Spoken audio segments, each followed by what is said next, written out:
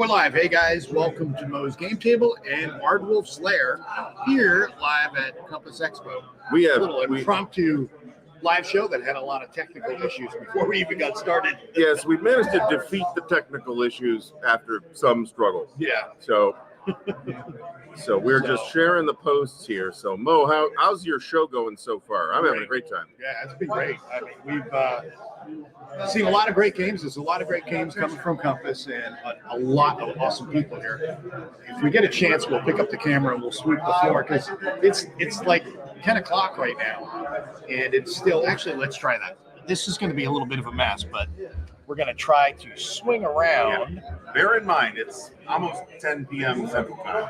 You'll see there's a lot of empty tables right now because it's 10 o'clock at night, but we still have a lot of people playing. So pardon the camera getting plopped around right now. But so, of course, it's 9 p.m. in a civilized time zone. Yes. I'm just saying. Actually, let's adjust that back So over there. it's all good. So, yeah. So hopefully everybody's having a great night. I'm having a great time. Yeah, I think it's great. I had the best time today because I got to finally meet Bruce Maxwell live in person. Done a lot of videos with him. Had a lot of phone calls with him. I mean, he's been here before. He's been here before. He got here and he came to the May Expo. I couldn't make it. And the funniest thing is, I was texting with him the other day, and then he, in the middle of responding to one of the texts, we were going back and forth.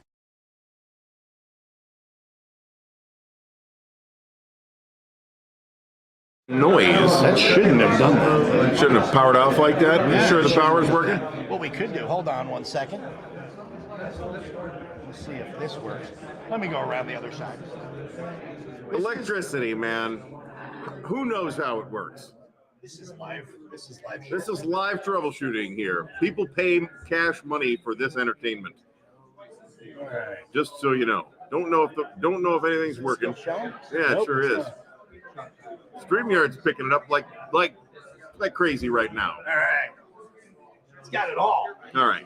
So See now, if I can do this without breaking my own all ass. except for us. So Okay. everything's going well. We even have audio. Technical difficulties is sponsored by Sony. How about Yes, that? it is. Let's go back to this. Oh, that might be why. Can't do that during live. Okay. Oh, there we go. There we go. Now we're back. Okay, so I heard like a buzz or something on this. Maybe the camera's developed a short from all this wargaming happiness that's in this room here today. Well, it might have been for me picking it up and moving around, but tried showing you what's going on here. But like we said, it's 10 o'clock at night. And nobody can think straight. So, A lot of stuff going on. yeah, so we, the show starts officially, or whatever it is, at 3 p.m. on Wednesday. Yeah. And runs to whatever time on Monday. So people have a bunch of big stuff, a lot of small stuff. There was been some frustration over the flea market situation because the place is sold out. The hotel's sold out. The convention's sold out. There's been some Fire. Was there an actual fire? I heard there was a fire on the third floor of housekeeping is what they said. Really? Okay, so the fire alarm went off, and everybody had to stand out in the parking lot in the cold for, 20 minutes or so, and that was fine. I've had so much caffeine that I can no longer feel cold or warmth or anything. So, and I'm operating pretty much totally on adrenaline at this point in the con, and With and Dunkin' Donuts. Dunkin' Donuts and Coke. Right, Coke.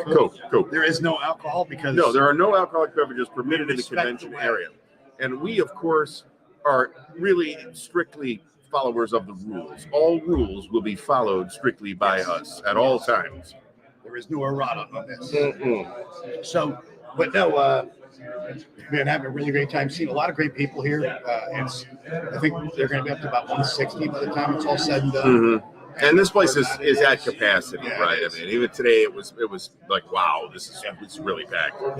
Yeah. There is like a second room besides this room that's kind of the overflow room, but two other rooms actually. that's true, but they're connected. Connected. Yeah, but I think people don't like to be over there because the lighting's not as good. Lighting's not as good, and they miss out on all the fun stuff over here. Yeah, this is where the happening action is. It's where Mo and I are. So obviously, this is where everybody wants and needs to be. So it makes perfect sense to us. Absolutely. But like I was saying, finally got to meet Bruce. We were texting back and forth before the camera died. Mm-hmm. we were texting back and forth, and then he calls me in the middle of my responding to his text, and we had a very short phone call. For me and Bruce is like an hour. Usually it's 2, 3, 4 hours, but we were talking about everything. And during the conversation, he's like, "Oh yeah, well we're going to demo it at Compass Expo at Art and Origins." I'll point out. Yes. So he's saying about, "Oh, it's going to be great," blah blah blah. I was like, "Yeah, I know. I'm looking forward to it." He's like, "Wait, you're going to be there?" And I said, "Yeah." And he's like, "Awesome." So we finally got to meet, and we played all day today. Played Air Armor all day today, and it was a lot of fun. I was playing Warsaw Pact. He was playing NATO. It was one of the intro scenarios, and went for. Now, granted, he did a seminar in the middle of it. We had lunch. There was interference and stuff like that. Fire alarm went off. Right. So there was that. that. For like 6 hours, minus a couple hours for all the other stuff. So it was about 3 or 4 hours to get through that scenario. He got a minor victory, even though I got some Soviet units across the main river. But I screwed up, mismanaged my engineer units, kept him in the stack, and he brought his A10 in and just wiped out 4. Just went in, and just knocked out 4. Sweet. Then 2 more, and then I ended up with 6. So I was able to ferry across some troops. But still, it was close, but, some mismanagement. A lot of fun. It looks fairly impressive, and it's operational, which is kind of what sold me on it. I had this idea that it was tactical, and it is. Well, it is it's very not. tactical. Well, yeah, but it's operational. It counts as operational. Yeah. I have a broad definition of operational, but operational is where my sweet spot is. Yeah. It's 80% to plus of what I play. But you got to think very tactically, because the thing that's cool is we didn't play with the hidden movement. So you have your regiments, and they're broken down. There's 9 steps for each of your regiments. You have 3 counters for each one, and then you break down. You can move those 3 counters around with your. You put the number markers underneath it, your strength marker. So it could be you could have 3 3s, you could have a 5 and a 4, you could have a 5 3 and a 1, something like that, or you could have a 5 and a 4 and a dummy counter, or a 9 and 2 dummy counters, and then you move them out there, and you got to run up a recon unit or something like that, or a full strength unit, and go, I want to see what that is. Move up adjacent to it, and then goes, oh, this is a dummy. You wasted that effort. You mean recon does recon? Yes, you have to. Wow, that's innovation right there, man. We don't see enough of recon doing recon. You do jamming, so you can stop all the signals intelligence and everything else. Then you can hit them with airstrikes. You can hit them with Ardy. So we'll have to keep touching that stupid thing every 5 minutes. So that's the way that's going. And that was a lot of fun. Then we have Last Gamble, which looks fantastic as well. Yeah, Last Gamble looks dynamite. I got to meet Danny for the first time after having done a fair amount of conversation with him over the last year or so, I think.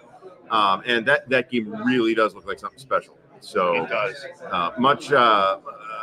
I'm hoping tomorrow's kind of my knocking around day to kind of duck into various things that I'm interested in, and that's kind of at the top of my list. Yeah. Another thing that is on that list is Winter's Victory, which looks gorgeous. The components that are here are final components. The final map, the actual, not even just final art, but final components. The actual printer came back. They're waiting on the rule books now, which are supposed to go to the printer this week if they haven't gone already. I think at this point they probably have. Okay. So we're probably going to see that get shipped in the next however long it takes the printer to get it to New England Simulations. But it's very impressive. Look, it's a 4-map game. One of the fine gentlemen there gave me kind of a walk through the system, and an interesting thing that it does is it kind of distills a bunch of different things in Labatai all into one table. The system itself is based on Wellington's Victory, which is post Labatai. Okay. Right, because Labatai is 1975, I want to say. Wellington's Victory is about 77, 78, something like that. So this came later, but it really condenses a bunch of the things as different formations that the units are in, which changes the target type that the unit is, but then the firing unit has a sort of a fire type as well. It's pretty slick the way it works, and everything looks absolutely gorgeous. The counters are absolutely gorgeous. They might be the nicest counters I've ever seen, to be honest.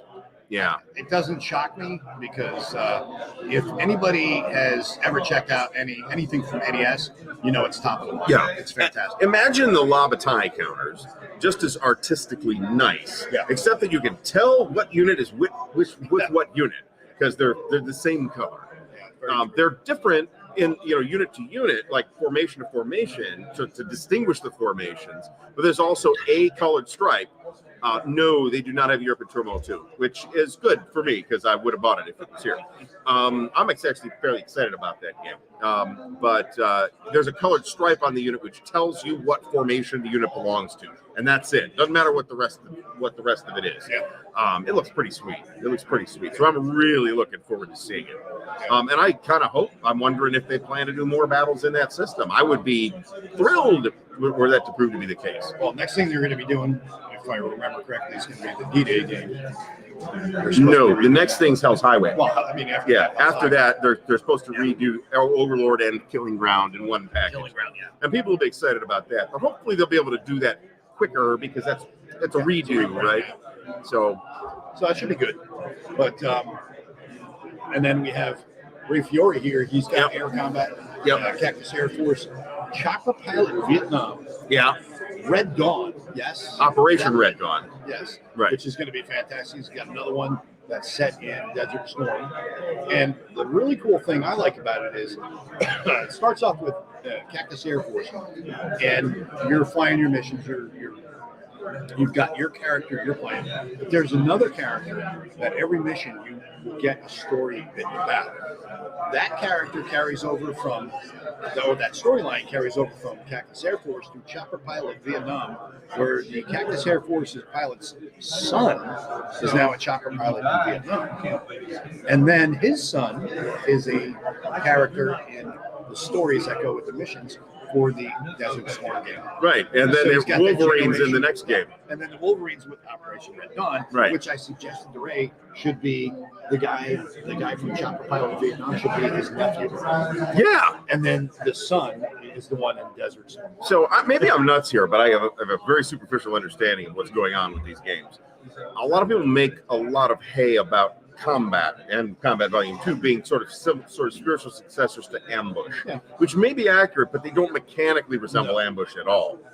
This looks like Ambush. Yes. With the cards, where you instead of paragraphs, you have cards. I'm like, And this looks really interesting. Unique cards, like in Cactus Air Force. Like Wolverines. Well, no, aside from that, in Cactus Air Force, there's, while you're in the middle of combat, a blue light, that's what it's doing. It's turning this stupid thing off. We'll have to see if we can fix that. A blue light appears, and an F-14 shows up. Okay. Final countdown. Okay. Into the final countdown. All right. And an F-14 comes in and shoots down to 0. So. Okay. Like, that's awesome. It's something. That's actually awesome. And then there's also another special card where Godzilla shows up. I think I heard about that one. So every game really needs Godzilla somewhere, right? We got to make it fit. D-Day, gotta have Godzilla. Yes. Market Garden, got to have Godzilla. Yes, Waterloo, Godzilla. This is true. And then, so, on the other hand, Napoleon is practically Godzilla by the time of Waterloo, so there's that, with hemorrhoids. This is a good point. So, Danny is no kidding. Him and Bruno together? I'm going to draw an interesting parallel here between Danny and Last Gamble and Bruce and Aaron Armour. In the similarity here is the designer's own enthusiasm for their project. I mean, these guys are really passionate about what they're doing here. And that totally shows through in the games too, right? Absolutely. It's not just they're very amiable and good salespeople, but it's really showing in the games. Last Gamble looks really strong. No, that's the thing too. Not only is the game itself looks fantastic, but well, it looks fantastic. The map is dynamite. Oh, it's gorgeous. Yeah. It's gorgeous. And here's one thing about Last Gamble. It's going to be a very frustrating game for a lot of people out of the gate because movement is going to be very different. Movement is quite intricate. You have to manage your movement considerably different from other games because stacking is always in effect, so you can't move through stacks and only worry about overstacks. Imagine taking roadblocks, road congestion into account in the movement. In the that's not the only game like that, but that's rare, right? It is rare. And this is a central feature of the bulge, is the road congestion, right? And you've got not only do you have the road networks and then your standard terrain, you have severe terrain too. Right. You have all that rolling terrain. Yeah. Oh, well, yes, the terrain sucks. Yes. So, and the thing that's interesting is even in the books he shows the locations on the map. He shows the actual real picture, so you're seeing the real world look at what's depicted on the map. Because a lot of people say, that's not the way it should be. No, that's the way it was. So that's one of the big things. And I was saying to Danny, we were talking about, like, we're going to do videos on this, learn to play stuff. And one of them's going to be probably just all about movement. Because as I said to Danny, I said, movement's a bitch. And he goes, that's a great tagline for the video. Movement's a bitch. Right on the thumbnail. Movement's a bitch. Movement's a bitch. So there's, and I don't know what the actual page count is, so I'm going to throw numbers out, but they're close to what I'm about to say. There's like an 80-page rule book, like an 80-page playbook, and like an 80-page booklet of historical commentary. So you're getting a full package with this thing. It really is very impressive. Yeah, but unlike Lance Gamble, Last Gamble is cool. Lance. Who's Lance Gamble?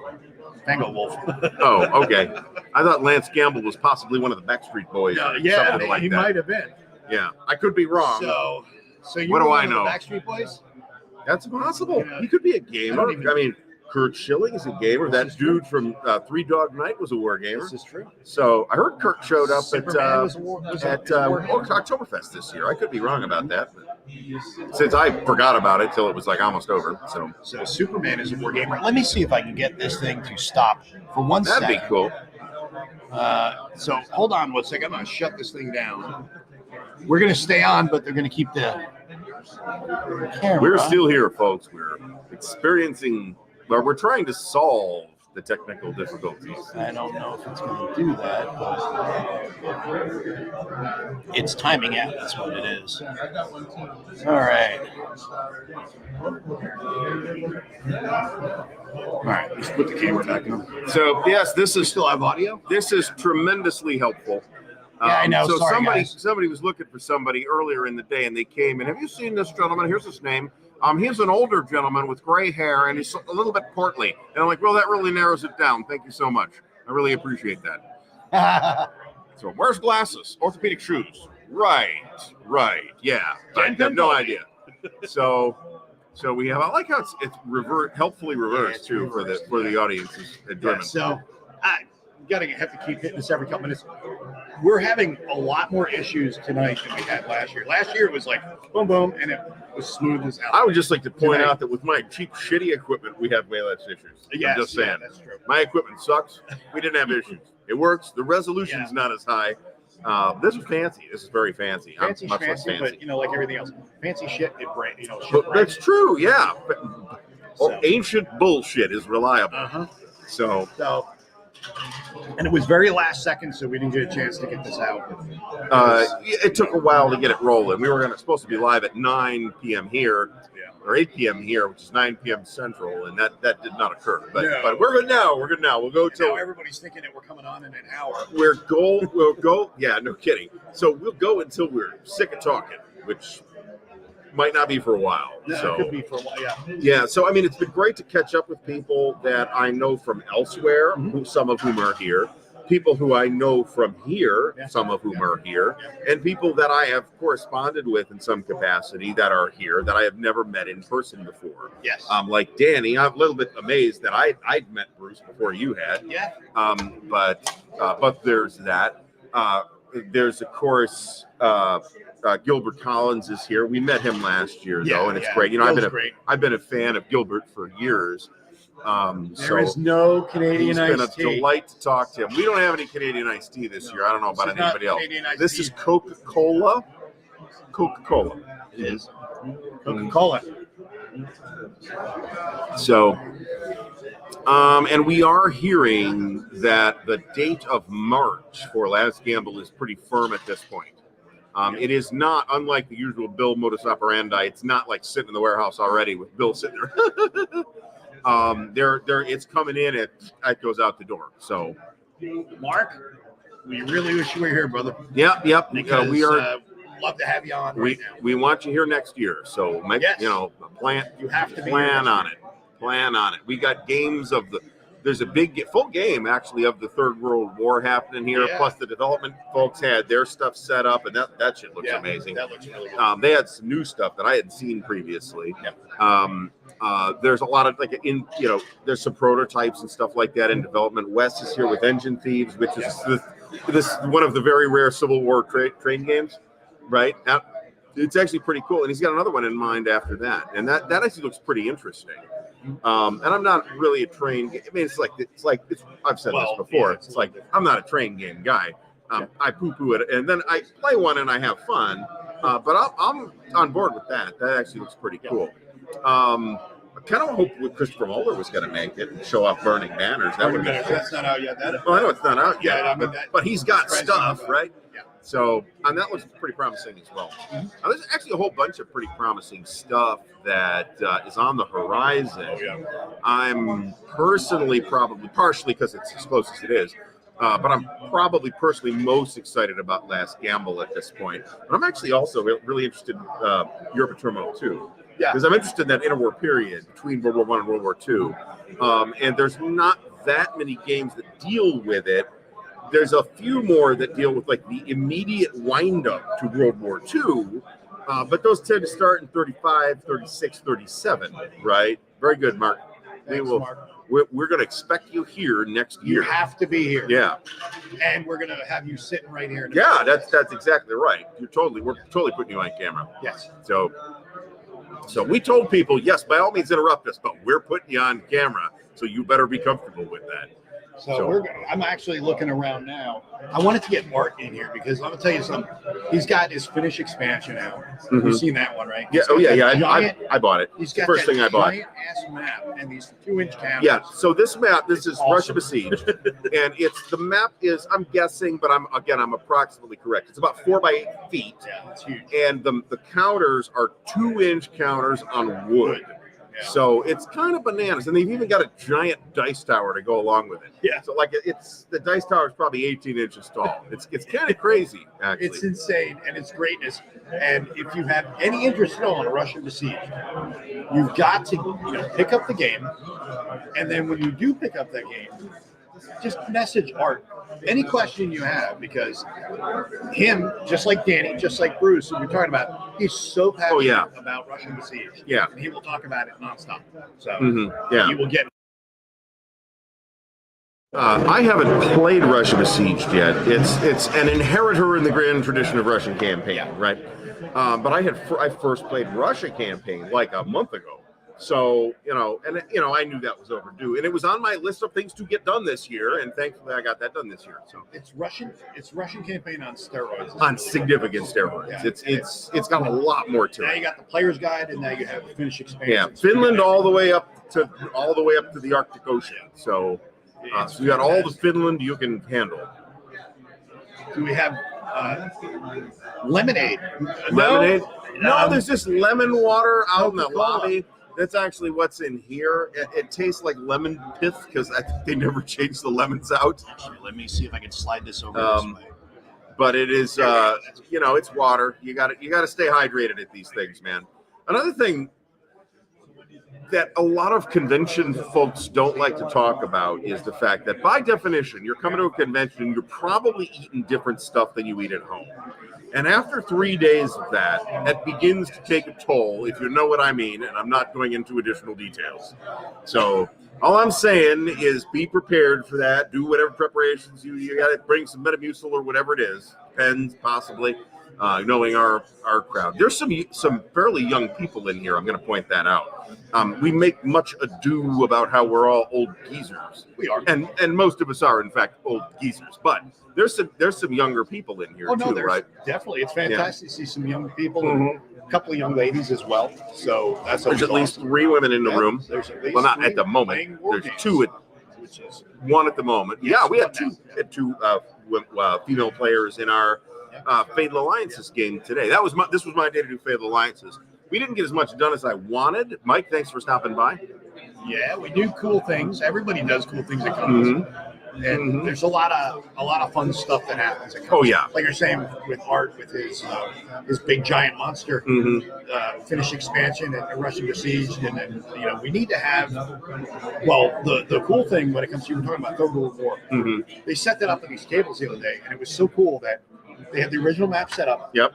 The East Asia front or Southeast Asia, whatever, all the way through Vietnam, Laos, a lot of stuff, back through the Middle East, and basically it comes all the way full circle. So it literally looked like it was almost a top-down version of the show, which was cool. It's kind of bananas. Yeah, actually. it was awesome. So they got a lot Europa of ate your heart out. for that. They got a lot of ambitious plans for that. Hopefully you can see that. Yeah. So John from Half-Ass Gaming is here as well. I don't know if you got to see him. No, I haven't. But no, he is here. I'm not sure where he is at this exact moment. I But was he's looking for Joe too, because Joe from Art of Wargames, he's here. Oh, yeah, got he's his here. War series. Yeah. He's got his Stuka game over there. He's not here because I was going to try to grab him. But if Ray can stop talking with Wes for a minute, we can grab Ray over. And maybe we can bring them both in. Yeah, we can bring Wes over, talk to him about his Civil War train game.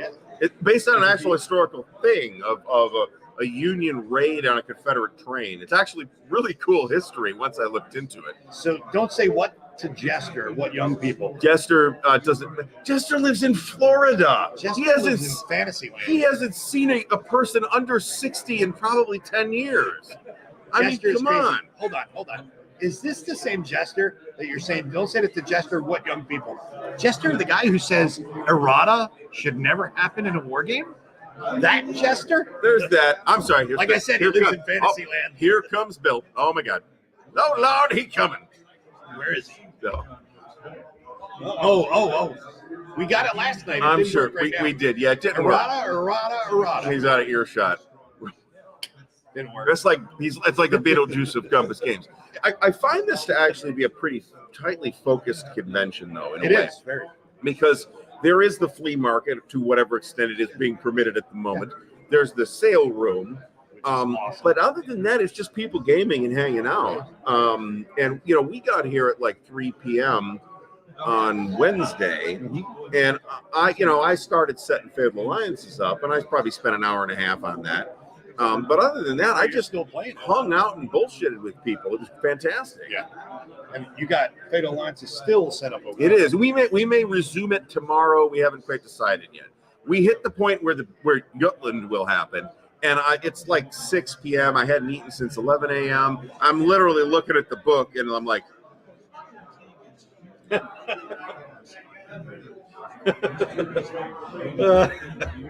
I'm falling asleep. We better go eat. I need to eat. Let's do this in the morning. So that was my exact expression. So Carl and Gustav war train game. I'd have to look into the history on that. I wonder if you could get something. I mean, you could just have a game of them firing at Sevastopol, I suppose. But so John C. gives us 15 cents American. Just kidding, man. I don't know what that is. I have no idea. But it ain't 150. But no. It's 150 It's something. $150. Thanks. No, appreciate it though, John. Silent War 2 and Alexandros I haven't gotten any games for myself yet either. Tomorrow's going to be the day for that. That's true. Errata and Wargames? I've never heard According of such to a Jester, thing, Mike. No game should have errata. Mm-hmm. I don't know what games he plays. Right, and I don't know either. He's obviously and never anyone played- responsible for errata, hanging's too good for him. Burning's too good for him. They ought to be buried alive. He's never played. Obviously, he's never played. Fucking anything. Did he play Mr. President? Does Uno have errata? I'm not sure. I don't know. I mean, one would think they'd work that out by now. it's funny because people say, errata in war games is a fact of life that's going to happen. We don't like it. Designers don't like it. Publishers don't like it. It happens. Mr. President, I just mentioned, there's a perfect example. A shit ton of errata. But in fairness, a fair amount of errata. It's a game that has been in development for like 10 years. It's an ambitious project. So there's a shit ton of stuff in there. That's why. To errata. The more you have, right? the more mistakes can happen. Games are made by people. People make mistakes. Yeah. Errata is errata. Errata is errata. I like to bust Jester's balls about errata more than I do Bill's. I mean, Bill, you just spin them up like a top and let them go. It's like push the big red Bill button. It's a big button that it's red and it says Bill. Errata. It's got Bill, but it's misspelled. The nobody's a fan of errata, right? No. But the fact is, it does happen, and there are degrees of errata. There's trivial errata, and there's like deal-breaking errata. Absolutely. People can exaggerate the trivial errata or the slightly more than trivial errata into deal-breaking errata. Yeah, no, there is. So, and Jester says Jester lost me when he compared Wargame rules to novels, errata-wise. I'd have to see that exact quote, but that sounds. If someone doesn't know errata is inevitable, they have a poor understanding of complex systems. That's true. And even in non-complex games, because there's a lot of hobby games that have maybe 2-3 pages of rules, errata will happen in that. It just happens. These are games, these are products that are developed by people. And anybody who's been involved in any bit of the game process understands errata happens, mistakes happen during production, development, and production. So it's going to happen. I can guarantee none of those folks are software developers either. No. Yeah. Well, software is a little bit different, and people don't realize how much errata is in software. Oh, well, every month Windows gets updates. That's errata, people. That's totally true. And you run code and it does it. It runs fine in testing. You robustly test. You got test plans, test scenarios, and all this other stuff, and it goes live and shits the bed. Yeah. I guarantee that this is the best example. Like, I don't buy a ton of computer games on launch day, okay? Skyrim comes out. This is 11/11/11, so this is eons ago. Yeah. Complete bullshit on launch, right? It launches at midnight, doesn't work at all. They tested that. That wasn't the problem. Yeah. It just, it was just busted. And they literally patched it at 1 a.m. Yeah. When there's a wide release, you don't have to, you don't know what's going to happen. Everyone's system's different. Everybody's internet connection's different. What's going to happen with different bandwidth? What's going to happen with different systems that people are using? What's going to happen to the servers? Are they going to handle the load? Or are they going to shit the bed? There's a lot of things. Once your complex, finely balanced system, whatever it is, hits the public or the public's usage will find errors that you did not find. So this is true. So right here, all our lives are one big errata sheet. Yeah, mine certainly is. Yeah. I need errata every day because I forget what the fuck I get up to. Yeah. Did you forget to buy games? Because I don't understand this. I haven't bought any games yet. How many times you get up, walk in the kitchen, and go, "What I come in here?" I do that fucking constantly.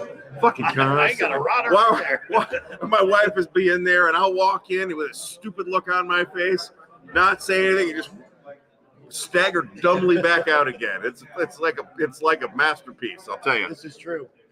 Now, Brian says, I never noticed errata until it's pointed out to me, and none of it that I encountered ever made the game. I can think of examples that radically decrease playability, right? Brian here has obviously never played Vakdam Rhein, so the decision Vakdam Rhein, because it was a disaster. Well, you could have stopped him to send the decision. Well, I could. I feel like they got a lot better. Yeah. So we said decision. It's like the anti-bill. Yeah. The decision. Yeah. Stigler. But I'm probably done shopping in comparison to Moe. I bought not a ton of stuff from the store. I bought 3 magazines, one of which was for somebody else. I bought 4 box games, one of which was for somebody else. And I didn't tell Bill it was Dan because he would have charged me double for it. Yes. But I bought a fair amount of stuff in the flea market before the flea market people got chased away. But I'm walking out of here with approximately as much square footage of games as I walked in with. So I guess it could be worse. I only brought 1 game. Theoretically. And a little fanboy moment. I brought my copy of NATO. Oh, okay. Bruce sign it. Shit, I didn't even think of that. Shit. So that's my fanboy moment right there. So I pointed out that somebody was selling Frederick the Great, the S&T magazine version of Frederick the Great. I was like, I could buy this and have Frank sign it and sell it for twice as much, right? I mean, this seemed like a plan. Turns out Frank doesn't have a copy. Frank's like, I want to buy that. I don't have a copy. Like, really? What? Really? Okay. So, and Frank's here. So, and I did get to meet Frank last year. So I mean, that was great. Yeah. And Frank is the designer of the pretty classic Frederick the Great plus Wellington's victory plus some other things. So, you know, all these folks are great, great to deal with. Everybody's been awesome. So, Hey, Art. They said there's no issues. See if we can get Art to come on. see if we can get Art Lupinacci to come on. I'm just gonna start yanking people in now for the live show. It's all good. So we'll squeeze him While in we're here. doing that, let's see. Gonna have to probably. And Brian says no, he is not. And then So come on, sit down. Live show for a minute. Sit down. Sorry, Sit down. we're doing a live show. Come on and join us Sit for a minute. in the chair.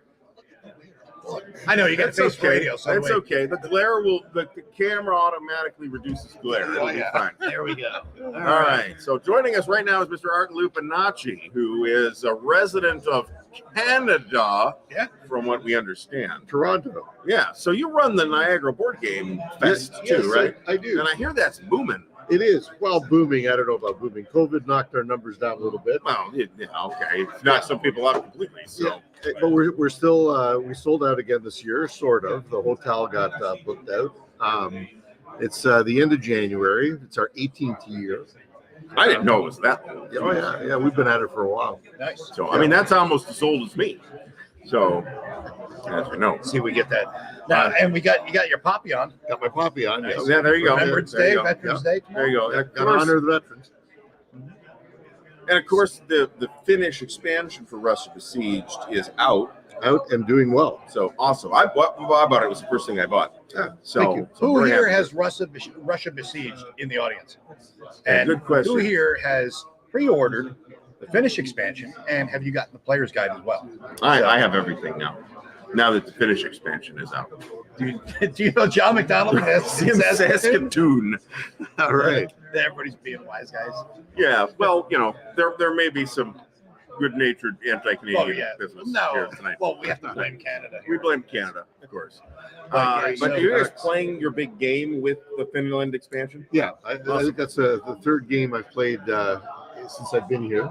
And Shit. Okay. I didn't realize that. I'm undefeated. So that's moving along then. We get the designer. I hope you're John. okay at it. John says no to all three. Are you a communist? What? He says no. He does not have Russia besieged. Why not, John? I'm pretty impressed. I haven't played it yet, but I'm pretty impressed with what I see. Well, Sacking Limit, do you have Russia besieged too, or just the player's guide? That's an interesting way to preview the game, isn't it? So Rick, he has all three. Mm-hmm. And then Mark says Go, he has Rick. the Finnish expansion now and had already had the player's guide. Yeah, I picked up the player's guide last year. I believe the year before it was not available because I think Billy forgot it. Got Russia besieged and the player's guide. Shipping costs meant no Finnish expansion fee. Where are you at, Kev? That the shipping is. He's probably in Detrimental. the part of Canada called I Minnesota. was gonna say it could be in Canada. That's why you've got to come here, Yeah. get it on a discount. It's You freaking don't pay for ridiculous. You gotta shipping. take it across the border and it's like $37. Yeah. Yeah, shipping's outrageous across the Oh, border. yeah, I don't get it. So Yeah. so everything Oh, here. okay. Is it Yeah. for- Sorry, Kev, you're fucked. But the Yeah, that's like double the rates. That answers that. anyway. I have no idea what I was about to say, but it was very witty and insightful. It was witty and I pithy. guarantee. So Yeah, unfortunately, when it comes to Australia, that's problematic. yeah, Now, you're just fucked. do you Sorry. guys not have any options to get that shipped down to you through a game store where you can order it and maybe shipping would be less problematic for you guys? Or go through some kind of freight consolidator that can like collect all your stuff for the year, like John C does. Yeah, talk Yeah. to John C. Uh-huh. He buys stuff that gets shipped to San Francisco or something, Yeah, and then they ship it over really cheap. yeah, like twice Yeah. or 3 or 4 times a year or Yeah. whatever it is. And This he way gets you like can 20 buy, games like- at a time. 3, 4, 5, 10 games or whatever. Yeah. It makes it a lot cheaper to ship that over to you. Now I have no idea how much hassle it is to set that up. So Yeah. So You know, okay. an option is parcel post if they still have that. That used to be cheap, Yeah. but it takes forever. But, you're Well, you're you looking know, at 2 months easily to They're get in there. Australia. There's literally Americans today that don't believe Australia is even a real place. So because they can't all be upside down. That's true. So I'm just saying. So where I was going with that is basically everything except the Finnish expansion because it came out like last week. is 50% off here. Every Compass thing is 50% off here. So it would probably be cheaper for you to get a ticket to come to America. Oh, without a It doubt. might be. And just pack up an extra suitcase. Yeah, just Fly it back just home. register an extra suitcase. Don't fly United; they'll kick your ass. Yeah, but they'll take your other than that, counterclippers. and that was the TSA. TSA took That wasn't the airline. because Artie's going to take over a plane with a pair of Yeah. counterclippers. So then we got El's Chestnut said he got Bust the into the version. cockpit. Oh, clip Russia your beleaguered. ass! He's got the old Timu version. Russia beleaguered. I sounded like a dude from East LA. Russia beleaguered, man. Something like that. Cheech and Chong, born in East LA. This is true. It might. Well, I don't know. Maybe. But It might be. if you buy enough here, it Yeah. would be. It would be. And every game 50% off. You think about it. Mhm. If you bought seriously, you flew here and you bought 10, 15 games at So 50% off. so meat every year. Yeah, I mean, or 20 games. Yeah. Whatever you can fit into one suitcase just for games. 1 year. And then the other suitcase, Just saying. half for clothes and then another half for games. Yeah, I don't need. These are gamers, man. I don't need to change of clothes. I pack a bar of deodorant and some shampoo, and I'm good. The rest is games. That Or answers for those why that- my eyes For are those watering. that can, you drive. Then you fill up your trunk, Yeah, like Yeah. I did. yeah. Now you're like 10 hours away, right? Oh, yeah, 10 hours. Okay, so that's not great. No. But we're 8 hours away, but it takes about 9 because we stop. Yeah. We're old. Our Stop. bladders are small.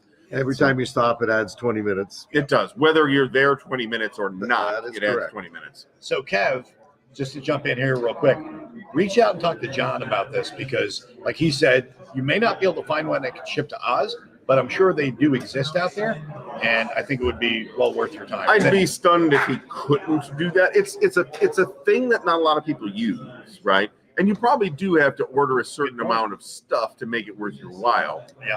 So that's a Just good bring point. old clothes and Just throw bring them out old as clothes and don't take them home. save a lot of shipping space. Mm-hmm. So now, what are you guys doing now over there? I know you're still playing. We're in the middle of a game. No, I know. Where are you at? in the middle Oh, of that? where are we at? So we just started January 1942. Okay. You guys Yeah. start about 7 a.m. and run till about 3 in the morning every day, or what? We start at 7 a.m. on Wednesday. Yeah. You see me standing and Sunday. snoring. It's the game's But in you know, pause. just wanted to bring Art over here so we can have. I know he's interrupting his game, but wanted to. And the guy's like super into this game, loves this game. The passion is fantastic about it, and it's very infectious. And we did not get you on last year. No, So how did that happen?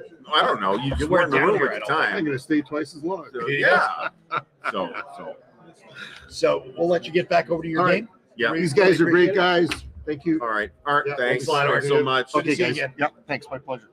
All right, so So- now we had a little chat with Art talking about Russia besieged. Ray, he was just going to leave, so we're going to snag him now before we can get away. So we're going to get Ray Fiore. Ray, try to keep the camera from turning off again. Yes. That would be fabulous. Yeah, it's All right. So, yes, you may sit. Thank you. All right, so joining us now is Mr. Ray Fiore, also known to the viewers of our many channels as Six Actual. And Ray, you've got a number of fairly interesting looking things in development over there. Just a couple right now. Yeah, like only fun. A couple. Like A fun. couple, only like 10. Right, yeah. Well, ideas, but in development, just a couple right now. Yeah. Right, yeah. I decided I was going to design a game and my brain melted. And I'm like, there's not even a second project yet. So We need to how, talk about that, how do design you- theory and stuff. we should talk about that actually. It's probably the subject of a show when there's less Coca-Cola available. However, I see the can. we can totally do that. But like, why did you start working on a game design in the first place? It all started during one of the Compass episodes. I think it was a Compass Live, where Greg Smith was a guest on the show. Mhm. And every time he's on there, people throw ideas at him. Do this ace, do that ace. And so I said, And then it's done the following day. It's amazing. so I threw up there. So Ray said, "Well, shit, this He is can do it. easy. If that army guy can Greg's do it, knocking this these jarhead out can do it. like 7 hours apiece. I mean, hell." No, I threw out there Cactus Air Force ace. Yeah. And I remember that. He said, that's a good idea, but it might have been talking about something else over Sure. there. And then I said, wait a minute. Why do I have to wait for him to do it? I'll do it myself. Yeah. So So here you go. Stacking them, it says high six actual, and then there's Andrew? Cactus Air Force coming out. We were just talking about that very thing. We last were night. just You need talking to about. ask Bill. Need to ask Bill. That is a question to Uncle ask Bill. on the Compass live streams every other week. I'm just saying, ask Beaver nuts there. for the win. Keep I'm asking. just saying, keep asking. Keep asking. Yeah, so make sure you do bring that up at every expo, or not expo, but every show. But yeah, it is. That's a conversation. John, I think you're going to be impressed with Sea Lion Deluxe. It's actually quite nice. Mm-hmm. So, oh hell, yeah. I mean, I do not have to take advantage of this fabulous service, but Kev, whatever John's doing, do that. That's all I'm saying. So Cactus Air Force, talk about that real quick. Yeah. What is it about? I call it an opera tactical game. You're starting off with an operation map of Japanese raids coming towards Henderson Field. American interceptors going up to try and stop them. When you make contact with that raid, you're going to move to a tactical map. You're going to move little airplane counters around and fight each other, trying to knock down the bombers if you're the Americans, trying to get the bombers through if you're the Japanese player. Once the Japanese bombers clear the tactical map, we go back to the operations map and keep marching down the Keep slot. chasing them. Yeah. Yeah, you either knock down all the bombers or the bombers come. Here we go. So here's the Look at that. That is here's the thing. badass. It looks nice. It's backwards. Sorry about that. Yes. That blames Sony. Yeah. Sony But sucks. no, it actually looks pretty cool. But we're Now- throwing a lot of narrative in the game too. It's not just Stacking going to limit be. gets an extra 10 points. Mm-hmm. There Yes, you go. Bill. There you go. We're not just going to have you rolling on tables and stuff to determine combat. We want you to move on some hexes, move some counters around, Yep. do some maneuvers. You guys should come and play test it. I Yeah, think we you'll like should. Yeah, we will. We should in Now, our, I in our saw- copious free time. I saw you have the different little stands for the it. altitude. Are you Yeah, gonna be we using that had or those no? 3D printed by a friend of ours. I don't think we're going to get those. You don't think in it's the gonna game. work, or- No, it'll work. No, I mean, It looks great. It'll work for the production. I mean, you know, No, it'll work for No, the game. Bill kind of said no. Yeah. On that. Well, I mean, Well, there- you there know, may you be- could upload the STL models to VGG. You can page, do that. can't you? You can put that up There there. you go. That's going to happen. You can do that. You can also, has he looked at maybe using cardboard to do that? instead? Haven't thought about cardboard, but we talked about wooden blocks, and the number that we would Wooden have, blocks that's would be- that's yeah. also too much. So we're going another route that Brittany brought up. We're going to try that. We're at least going to have a large number Plastic on the stand. counters that'll show you what Yeah, your the altitude altitude, level is. Because we found in initial play testing, when everything's flat, It's very hard to Kinda lose spatially track. understand. Yeah. what your altitude is, and sometimes people are trying to shoot at other people that are at too far an altitude level to shoot out. You can shoot one level up, one level down, and there's 5 different levels. So Yeah. if you forget you're at 5 and your target's at 1, you think you're going to shoot and go, you can't shoot. Sorry. Okay, so this is going to be just like Star Force, where I got to do trigonometry, right? No, Okay, that's simpler. that's good. Trigonometry. Screw that. We're Marines. We don't do trig. I take the cosine of the distance in light years here and pre-plot that out simultaneously. Now, one of the cool things I like about this, me and Artie were talking about this before, is as you're doing these missions, you have a little kind of cutscene storyline that goes along. Yeah, there's like an extra narrative layer there. Yeah. Yes, in the rule book, at the beginning of each major section, there's a little paragraph that's going to tell a story as you go through each section of a new pilot flying a mission from Henderson Field to the completion of his mission. If you skip ahead and just read every part, you'll know what the story is. Well, yeah, that ruins everything. You gotta if do you're is go So if on. just you're read a- a little bit at a time. Yeah. If you're a cheater, you can do that. You gotta earn it. Yes. You What gotta kind earn of that story. what kind of swine would do such a thing? Well, you know, some people are going to do it. Well, yeah, but I mean, you're only ruining it for yourself. So Exactly. You're spoiling it's like yourself that way. the Christmas presents you See, peeked at. You got that story, and then you get a full story arc in that one game, In that one Mhm. rule book, you'll in the Yes. one rule book for the one game. Now, that game, that story doesn't end with that game. No. It continues on to the next game, yes. which is Chopper Chopper Pilot Pilot, Vietnam, which is right here that we can show Bust that everybody out. about. Yeah, so That here's will a- continue on here's with thing. the also son backwards. Thank you, Sony. So This is cool the cover, by son the way. I think. of the gentleman Pilot that's in Cactus From Air Force, Cactus Air Force, Mhm. yes. which is pretty cool. And he'll have a narrative at the beginning of each section. Same type of there, thing, yeah. flying a mission of a helicopter Yeah. in Vietnam. And then it doesn't end there, folks, because this is a family But that's wait, all about there's service. more. But There wait, is. there's more, and that more is If you order tonight, Desert Here Storm. come that Desert Storm. And That is the So- son of the chopper Also pilot cool. Vietnam. The grandson of the Cactus Air The Force grandson pilot. of the Cactus Right. Air Force pilot.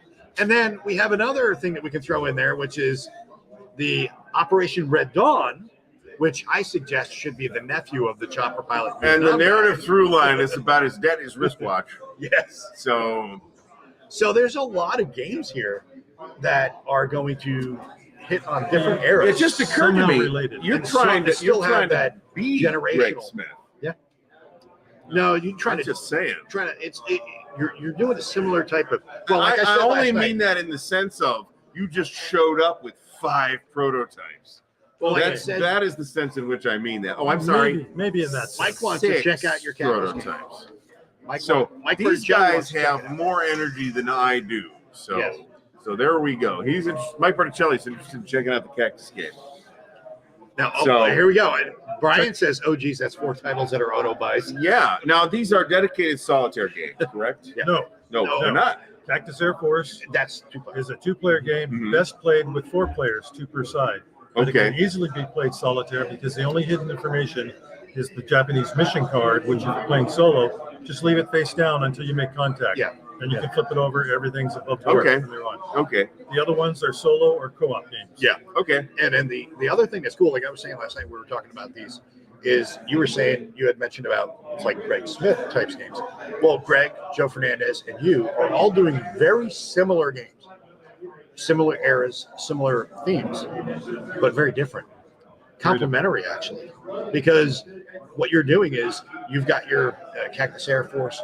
You're controlling, you're like you said, you're starting operational, you're drilling down to the tactical. You're not doing a single. Greg has his single ship that you're, or single aircraft that you're flying here. You've got a whole squadron. Right, if you're a Japanese player, Yeah. you may have 9 aircraft you have to Yeah. take care of. You're going to be in one of them, Yeah. your pilot character, but you're controlling the rest of them, the bombers and Yep. the other escorting fighters. If you're the American player by yourself, you may have 4 fighters you're controlling, trying to knock down the bombers. Yeah. So you're getting like a wider perspective on that.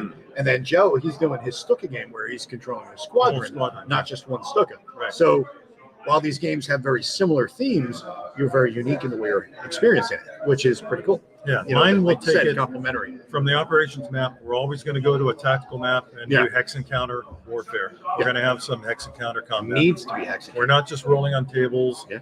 We're not going from box to box. I like hex encounter. Yeah, no, I agree. So this I agree. sounds like a pretty rich experience overall in I hope terms so. of overall package. I hope so. So that's impressive. Well, I like this. Game genealogy. Yeah. I was saying generational gaming. Well, Generational grognards. Yes. Generational warriors. Now, I like However that you whole wanna thing say it. because you've got that generational story you're telling, and it kind of evolves with each game, and it gives you. And then there's also the talk that we were kind of chit-chatting about this last night. Maybe like you play, well, that we'll get to in a second, but you play Cactus Air Force, and then you get maybe a holdover card that you earn from that game that you can use then in Chopper Pilot Vietnam. Right. Transfer It's- some skills to your son. Your father's watch or something like that carries a little bit of a buff, you know, Right. maybe a +1 or a reroll Right. or whatever. Just That- 2 years I had this watch Yeah. up my ass. Wow. That went sideways fast. Come on. That's the only reason I brought that up in the first place. But then this one here, Operation Red Dawn, right? We were talking about this and how this, at least my idea, I think it would be kind of cool. You can have, you're drilling down, you're doing these different operations where you're the special forces, the Green Berets. You're working with the partisans to fight against whoever like in this one, The Wolverines, man, where you're fighting against the Soviet invasion. Maybe or it's rabbit Cuban squirrels. invasion, or yeah, it could be that too. Yeah. You know, you got Yeah, whatever. Honey badgers. But Maybe that. Honey badger don't give a honey shit. badgers don't give a fuck.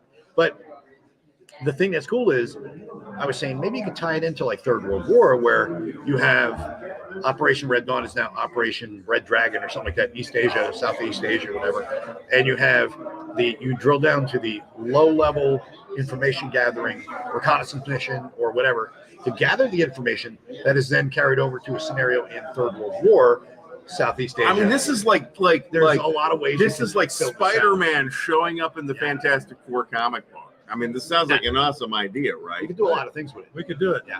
And then we can have something in like Paper Wars magazine where you Yeah. have a free scenario for Operation Red Dawn or Red Dragon or whatever, and then that free scenario for Third World War Red Dragon or whatever the heck you want to call it. So the scenario builds on one to the other. You get the intel for this, and then you get to play that intel out in the operational game and Third World War, which I think would be pretty cool. Yeah, sounds like a plan. So, Bill, that idea is awesome. Mo has just agreed to be the developer. Congratulations. Sure. Sign them up. But we were coming up with these ideas last night, so there's a lot to do here with this game, and I think there's a lot of room to grow, and theater of the mind with a lot of it too. Still, Oh yeah, that's an important component in war games in general, right? I mean, it's not strictly an analytical exercise. True. You're putting yourself in the shoes notionally of somebody that's there, right? Whether that's the theater commander or division commander or whatever it is, Or an individual pilot. or an individual I want you to pilot. be that person. Yeah, or that guy in the Mike's ball saying, is turret this the of same game that B-17. GMT had, or is it different? No, Yeah. no, different This game. is not the same game that GMT had. This is totally. No, Totally yeah, this different. is the completely different thing. And then John says GMT Cactus solo games, folio game called Cactus Air Force from Decision. Okay. Yeah, I don't know anything about that either. Yeah, well, say Decision 3 times fast, and Stigler will appear. A Pulp Fiction watch. No, it's not. No, Are there missions for the Dauntless Cactus Place? For Dauntlesses? Planes. No. Dauntless. That would be, this is just the Americans defending Henderson Field from the bombers that are attacking.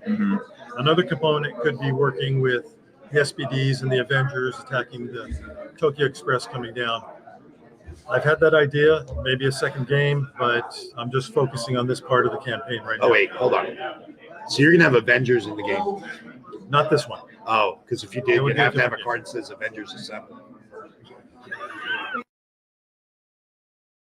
I'm afraid he's right. So, okay, now, which game do you guys like better, NATO or Third World War? Yeah, well, that's kind of not a good question. Totally different games. They are really different games, and I think it's an unfair. I'll have an opinion. I'll give you an answer, but it is an unfair comparison, right? Because on the Four one hand, games or one game. yeah, it's in one box, so we could call it one game. Yeah. But like as a dedicated big game player who likes getting into the details of moving lots and pieces and going through that over the course of months, I'm going to land with Third World War. But it's not really a fair comparison. They are fairly different games. NATO you could play no problem in a weekend. Oh, yeah. And it's really good. So that is just me saying, based on the kind of gamer I am, I'm more going to land on Third World War, but I don't think it's necessarily better than the new version of NATO, which is an exceptional game, I think. No, and I'm going to be a fanboy of NATO, and I'm going to say, well, shocking, and say NATO, but Third World War is a fantastic system.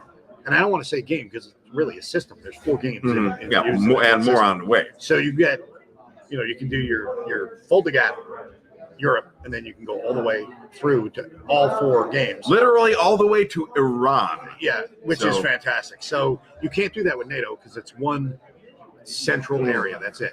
Yeah, and NATO's much more focused. Yeah, it's much more focused. Banned in Iran, so get your copy now. There you go. There you go. Perfect. Really? Sure, why not? Okay. It will be now. I'm sure they will ban it. I'm just saying. But so, well, if you want to get it banned in Iran, then add a card to Ayatollah Rock and Roll, and it'll get friggin' banned. guaranteed. Guaranteed. Heard it here first, folks. Random event. There you go, random event. And, oh, yeah, talking to random events, I was talking about this before. You have a couple of interesting random events in Cactus Air Force. We have a few whimsical ones. Now, you don't want to spoil this. Well, I kind of necessarily. already did earlier. You did. Oh, okay. Well, Remember we were talking. yeah, that's true. But I don't know. I wouldn't want to spoil it. Yeah. I Well, if you missed it before, I want to be surprised by the event that was described. Let me put there it will that be way. more. I'd be like, what? What's So Really? Yeah, that's Well, kind of awesome. That's what I said was with the blue light card. I was like, it shouldn't be the It shouldn't be the words you beep add on there. beep. It's going to be the beep it beep. should be the headline of the card should be WTF, because you're a pilot and you're like, what the fuck? What just the fuck came is out. that? Holy shit! It came in, zoomed in, it blew up a 0 and flew away. What is that, Wong? What will come out no more? So yeah, that would be interesting. But so hopefully, what do you think? What are your feelings on the timeline for Cactus Air Force? What are you thinking? Well, if we can get some dedicated artwork, then hopefully within a year. Okay, that'd Maybe be great. sooner. Never know. That'd be good. Well, you heard That'd it be here. You got to bug Bill on the show. Incessantly. Every show, bring it up. Every show, And- bring it up. Multiple people bring it up. Yes. I'm just saying. The Right more up. people that bring Mention it it up, more than errata, and you will get motion. that's Or true. movement. And write to Uncle Bill at sales@compassgames.com. Sales@compassgames.com. Dear Uncle Bill, I would like Cactus Air Force for I want Christmas. a cactus, please. So yeah, that definitely is going to help out, but hopefully we will see that in within a year or two, because you have to be bug Bill. You have to be realistic because he still has some development to Yeah, go through. and there's a lot of art, things in the things like that. pipeline, and And there's things in the pipeline to go through, but yeah, that'd be great to see that. Maybe, hopefully, next expo, yeah, it'd be great to see a proof copy. Maybe Maybe. that would be great. that would be Next fantastic. expo, of course, is in May. I'll do No, my no, that unboxing meaning- from Okay, USS well. Hornet. How's that? There you go. I'll go sit in a ready room and say, it's here. I mean, That would be I'll awesome. watch That that, would be video. awesome. So that would be cool. Name of the series? Is there going to be a series name? No. No, it'll No, just be it's individual race games. That's what we're calling them at this time.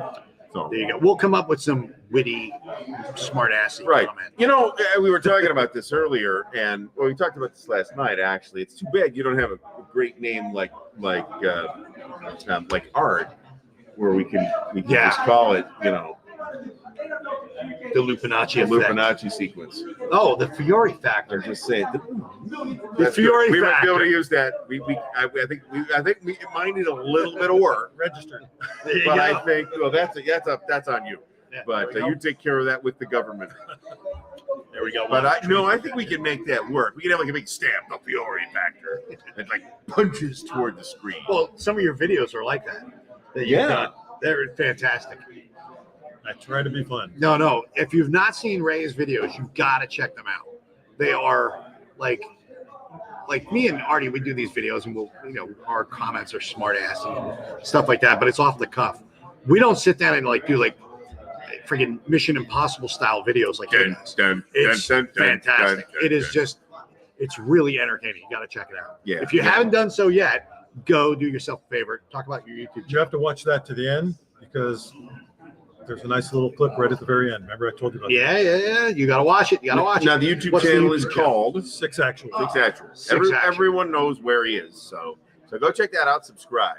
Highly recommended. If you are not subscribed by the end of this video, You are fired. you suck. You're banned from both me and Artie's channels forever. Get out of here, you peasant. So now, does Cactus have the 5P39s? It has P39s. Spoilers. You don't want to hear. You don't Sounds wanna like you're spoil- kind I'm of just Big Bang saying. Theory episodes. You don't want to spoil it. Big Bang Theory, the Fury effect. Yeah, kind of. I think that's okay. No, that's cool. Do you really want to fly P39s though? Do you really want to fly P39s? Lance, I'm a boy band gamble. Right. Fango Wolf sounds more manly than Lance. Fango? Fango. Is it Fanta? That's remember he said Last Gamble sounds like Lance Gamble? Yeah. That's Fango Wolf. Yeah. Remember we said sounds like a boy band? Right. Yeah, well, he could be. He could remember the Backstreet Ooh, Boys. look at this smack talk. If you're skilled, yes. Look at that. So he's saying he's superior. Okay. Okay. We'll find out. Galaxy Force. Galaxy Force. I'm looking Force, forward Force, to that. Force, Actually, Force. that looks pretty neat. I'm looking forward to hearing Yeah. more about it. Right. So it's probably a little ways out yet. Yeah. But Maybe it a sounds little pretty cool. No, it definitely will be. But Ray, thanks for coming in. And Yeah, really yeah, appreciate that. Appreciate it, guys. Thank Really you for the looking time. forward to these Pleasure. games. Very I'm good. really digging the whole idea. I love the generational story that builds with each game. I Lots think of that's going to narrative. be pretty awesome. I think you guys will love a it. lot of Yeah. narrative is gonna be great. Literally a multi-stage narrative. Right. That's Yeah. something I don't know that we've seen particularly. I like that multi-generational story that just builds, and then you have other options here with Operation Red Dawn, and then the other ones that build out from there. So, yeah, a lot guys. of creativity there. Appreciate the Good time. deal. Thank you. That's Ray Fury, everybody. And the Fury Factor. The Fiore factor. Fury Factor. It's like the Lupinacci That's effect. exactly how it's going to work. The Lupin You know, this damn camera. We're like so this low rent. All right, let me fucking slide back camera. over. Yeah, that's good. There we go. So we had Galaxy Force. Galaxy Force. That's like G Force. G4. I love that thing. As a Galaxy kid, Force. man. I love that show. It was cheesy. And then I That was watched like the greatness. Gachamon thing, like, you know, when I was like 40, and I was like, this is lame. I don't know. This doesn't seem anything like what I remember. Don't go back and watch the cartoons you liked as a kid, because they probably suck. They can, but I mean, There's still probably exceptions, but mostly they suck. I still get a chocolate. Star Blazers is still awesome though. As you see, this is Coca-Cola. Yeah, Coca-Cola.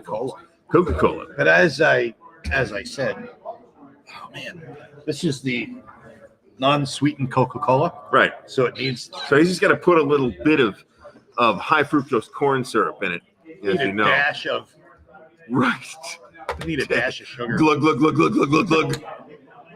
Okay, top off time. Well, we're good now, folks. Get a refuel. We'll be signing off in approximately 4.5 hours. Probably. So everything will be fine. So now, when it comes to, I like ideas like that. Now, the people who have done these games where you've got these. Let's see if we turn this way. Yeah. There we go. This is weird, man. Where you've got these solo or two-player games, and then you have that. I really like the idea of having that little story. It sounds maybe a little simple and cheesy. It is simple, but I think having that every time I play a scenario, I get to read a little snippet of a story, and then when I play the next scenario, I read another snippet. Now, there's some people that'll screw themselves, which is what you're doing. You're shortchanging yourself by jumping ahead to read the next one. But as you do those people cheat in solitaire games too? I'll probably do. I mean, Oh shit, I died. Let me re-roll. Now we've all done that. And if you say you haven't, you're a fucking liar. Sorry, you are. We've all done that. Don't even try to act like I've never done that. I don't play that many solitaire games. Okay, though. maybe So if you don't play a lot of solitaire. So- We've all done that though. Where have you watched me play through shit. solitaire games and the amount of pants wetting that occurs in those videos live on camera? So I don't know. If I was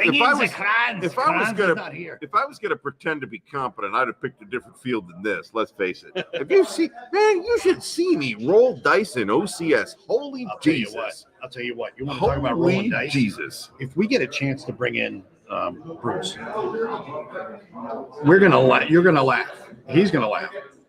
I have never in my entire life, that I can remember, rolled as many 10s as I did today. And I rolled at least 8. So 10's good or 10's bad? 10's great. Okay, 10's I great. rolled at least 8 today. Okay, this has I never blew occurred his to me. West Germans off the map. Oof. I was blowing them off the map. I was like, he's like, oh my god, I can't believe. Everyone's like, and he's like, the bell curve. They're all going to even out. And I was like, yeah, 3, 4, 5, 6, 7, 8. And I was like, wow, I can't believe I rolled that many 10s in one game. It was pretty ridiculous. Brian Patterson, I have not. It's a pretty well-regarded Advanced von Voorhees game, and Compass has redone it, and it looks. I mean, their version of it looks nice, but that's about all I can say. I'm not the world's biggest fan of North Africa. I feel like I have too many North Africa games. It's one of those things that I'm like interested in. I want to have games on it. I maybe don't need 12 games on Kasserine Pass. I don't have 12, but I've got about 3, and that's kind of more than I need, right? So no, I don't really have an opinion. This is true. And why, yes, I am. With Coca-Cola. of course. Coca-Cola to the United States Marine Chesty Corps. Puller loved Coca-Cola. I don't know if you folks know that. He did. And happy birthday, brothers and sisters of my Marine Corps. Appreciate you all, and good. Thanks for bringing it up. And tomorrow, thank you to all the veterans of all forces around the world. It is your day tomorrow, and we appreciate your sacrifice. All the brothers and sisters who have served, thank you very much for your service and your sacrifice. Indeed. So, what else we got here? So, Undaunted. Yeah. This Does one's that neat. tell a story? And This is like Really? Does it? So it's kind of like a legacy game where you don't have to throw the Okay. game away when you're done. How do you do a legacy game without throwing it away? Well, Because you have just pieces to mark all the stuff, now, right? is it permanent or can you undo those? It doesn't work like that. It's just different pieces that represent things. So instead of having a thing with a sticker on it, you have a thing that has that thing about that with Stalingrad is, how do you? And no offense to David Thompson, this is really more just poking fun. We really are jealous of David Thompson, Yes. to be completely honest, for his youth, virility, and good looks. But here's the thing: how do you have a legacy game? And yes, I do have hair, guys. He just, Everyone thinks I don't you have shouldn't hair. have taken the hat off, Mo, because I was going to start talking about actually the hat is hiding his enormous afro. Yes, I have. So Boop, and it pops yeah, open. so everybody thinks you're bald. Yeah, everybody thinks I'm bald. But, No, I get my hair cut every day. I'm gonna do that one show. I'm gonna take my hat off because I always wear headphones, and this time I'm not. My head's a little itchy because I'm wearing a hat all day. But I have my hair grows out quite a bit, and I get it cut like every 4 to 6 weeks because it grows like a freaking weed. He used to be the drummer for Boston. I don't know if you folks know that. I'm just saying. It's more than a feeling, let me tell you. More than a feeling. But a wargamer with hair, yes, that is that is a very. It's like not even gray, man. Come on. I got some gray in there. You got less gray than I do. But I got all the gray here. My wife's like, oh my God, my old youngster. Man. My wife's like, my old man, look at the gray. I'm like, yeah, look at the pictures before we got married. It was dark. Now look at it. This is what marriage does to you. This is what working with SAP does to you. Yeah, that's it. Yes, even the crayon eaters, because crayon eaters rock. Little Missile P. Yes, this is Brian Jarvis. This is due to Mo's noticeable lack of neck. This is true. So- I do have a, not only because I'm kind of fat and heavy, I gained weight. Even when I was skinny, I had like a giant neck for my size.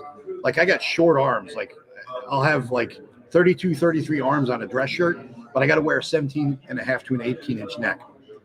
And that has nothing to do with just the fat. I just always have a big neck. And maybe you can see the scars here from, this is my time in Nam. I got nailed 2 times when I was in the With a landmine. Coochie. I got bayoneted by a VC. Yes, the upper part of my head. I do have an upper part of the head. Hair. I have hair. I saw that. I was like, Everyone busts my chops saying, dude, I can't recognize you without the hat. And then they're like, you have hair. it's disguise. Yeah, It's like no Clark shit. Kent with the glasses. Yeah, I know exactly. You can't recognize me. It's like somebody accidentally stumbles across Clark Kent without his glasses, and he's like, "Oh my God, my disguise is not here." So he's like, You look like somebody I know. I can't place it. So we get CeeLo Green, Tyrannosaurus Rex. CeeLo Green. Yeah, I get the short arms. "Does he have tiny little arms too, Apparently like so. a T-Rex?" I'm not sure I knew that. I'm not sure I knew that CeeLo Green was part of Gnarls Barkley either, to be honest, until I found that out. There you go. So yeah, going back to that wargaming with hair. There are surprisingly there are a lot of wargamers with hair. There's a lot of war games. A lot of it's gray. I'm just saying, but there's a decent amount of hair. There's like 4, 7, I do not. 8, 9, 10, 11. He's wearing a hat. Of the 11 people I just looked There's at, a dude with a lot of hair. Right 9 of them have all gray hair. There's a guy. With Now gray there's hair this with a youngster long- over here who's like 20. So Well, but look at the guy next to him with the ponytail. long gray ponytail. Long It gray looks ponytail. It's fantastic. gray, but it's a He's- long- and this is a fine looking, refined looking older gentleman too. I gotta say. And no, I do and well not, John. spoken. So So, what are your questions? yeah, what questions do we got about? Don't just sit here on a Friday night board. Yeah, listening to us you drunk layabouts. fuckers talk. So what do you plan to pick up actually?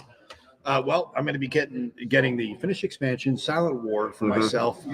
I think somebody else wants a copy, but I think I will get the last one before one will go to John. See, that wants it. Sorry, John. I bought one, and I But bought no, I one, need to get that. and I bought one for Dan. It's going to cost more than the game to ship it to Dan. I but need to ask if they've got a copy of Guam because I want to get that. a copy of what? Guam. Well, I thought you said Wong. But no, I was I like, want to get what? Guam. I want to get a Guam. copy. I have Tinian, but I don't have Guam. I got them all I actually. wanna Well, I get- got all the World War II ones. I didn't buy the I Modern want to War try the ones. Guam one. So It's a nice system. yeah, I actually. think it's kind of neat. First So couple were a little on the rough side as far as the rule book goes, but Well, it's a good system. that's Adam Starkweather, and his rule books are a little difficult. It takes Adam. Yeah. Adam has to kind of work through his Oh. Adamness. Compass Expo to MMP sales. MMP sale. Let's find out what's on the MMP sale. MMP sales going on right now, and GMT's sales starts on Monday. So I looked at the list, and apparently I qualify for 5 games from GMT. I think I get 2. But I'm also reasonably sure that GMT doesn't have 5 games that I want, but don't already have, because I kind of have a lot. I think I have 2. I got 1 for. Even we the, all get 1, even and I the got Mr. expansions President. count. I get credit for 1 for Tyrant. So There we go. Veterans Day sale. All right, Angola. Without a doubt, get Angola. Angola comes really highly recommended. BCS Aracore. I have played that. BCS is really cool. We're now going through the MMP sale. So We are going starts through the off, MMP sale. Victory awaits. A Victory Awaits is supposed to be good, but I don't have any direct knowledge of it. I've heard people say good things about it, but I don't know any of those people. So they might be insane, but they're probably not. Now, going back to Angola for a second. Angola is something that Volko talked about as inspiration for coin. Yeah. And if you want to play a coin game, play Angola. It really is what I want from a coin game. Yeah. It's combat, and you're selecting your orders as to what columns you want to fight and how you want to fight them, based on what you're going to do, what the other guys are going to do, and stuff like that. And it gets really fun, really fast. And it's a 5 to 8 hour game.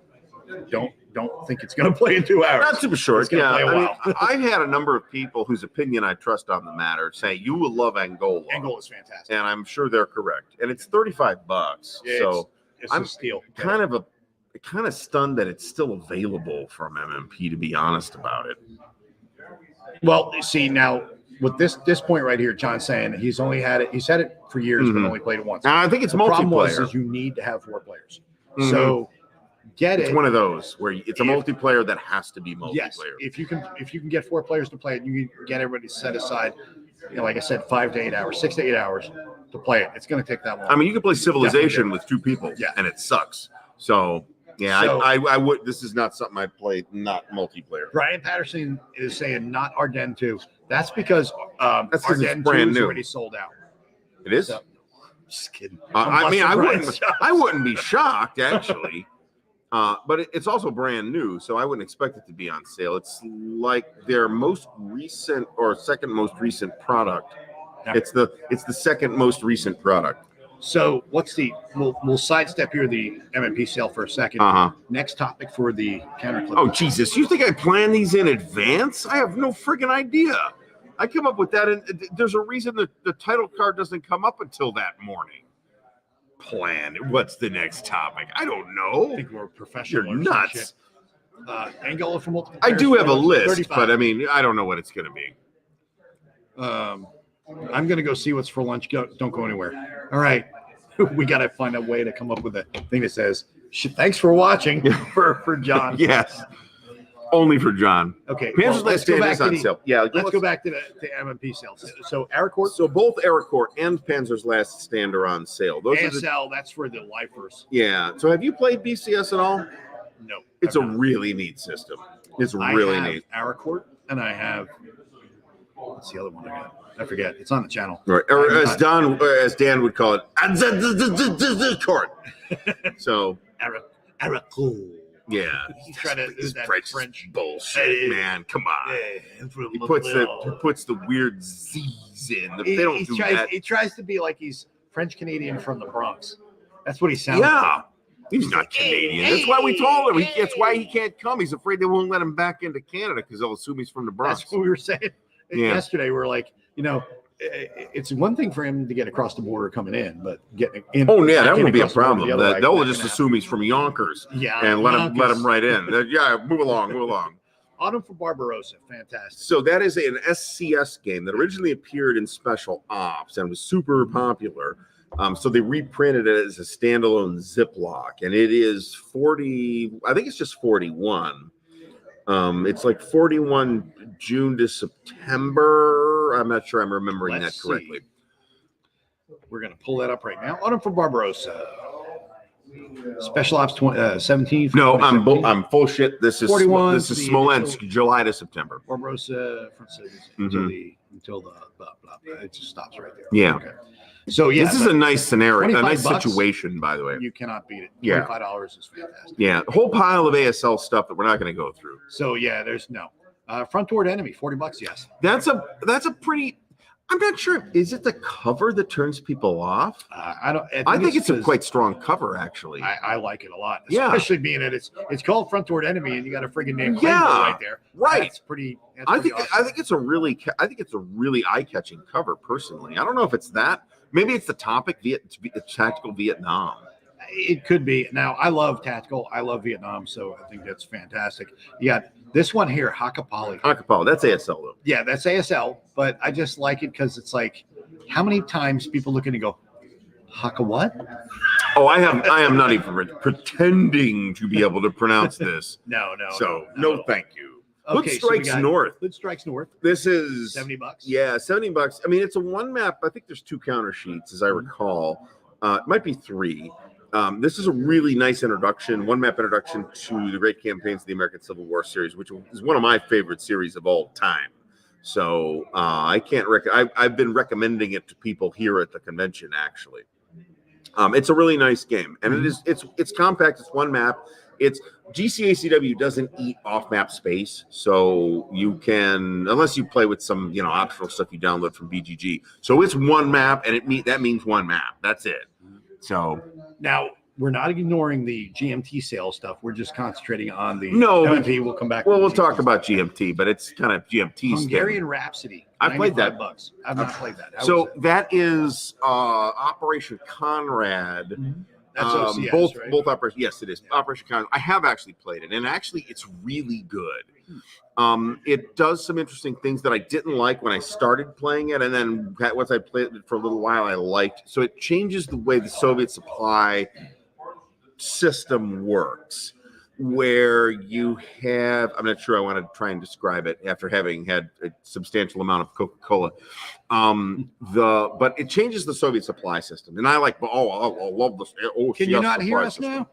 So the volume is hopefully you can all hear us. That could be when the camera. That could be. Yeah, I've been sort of poking. Sorry at it. about that.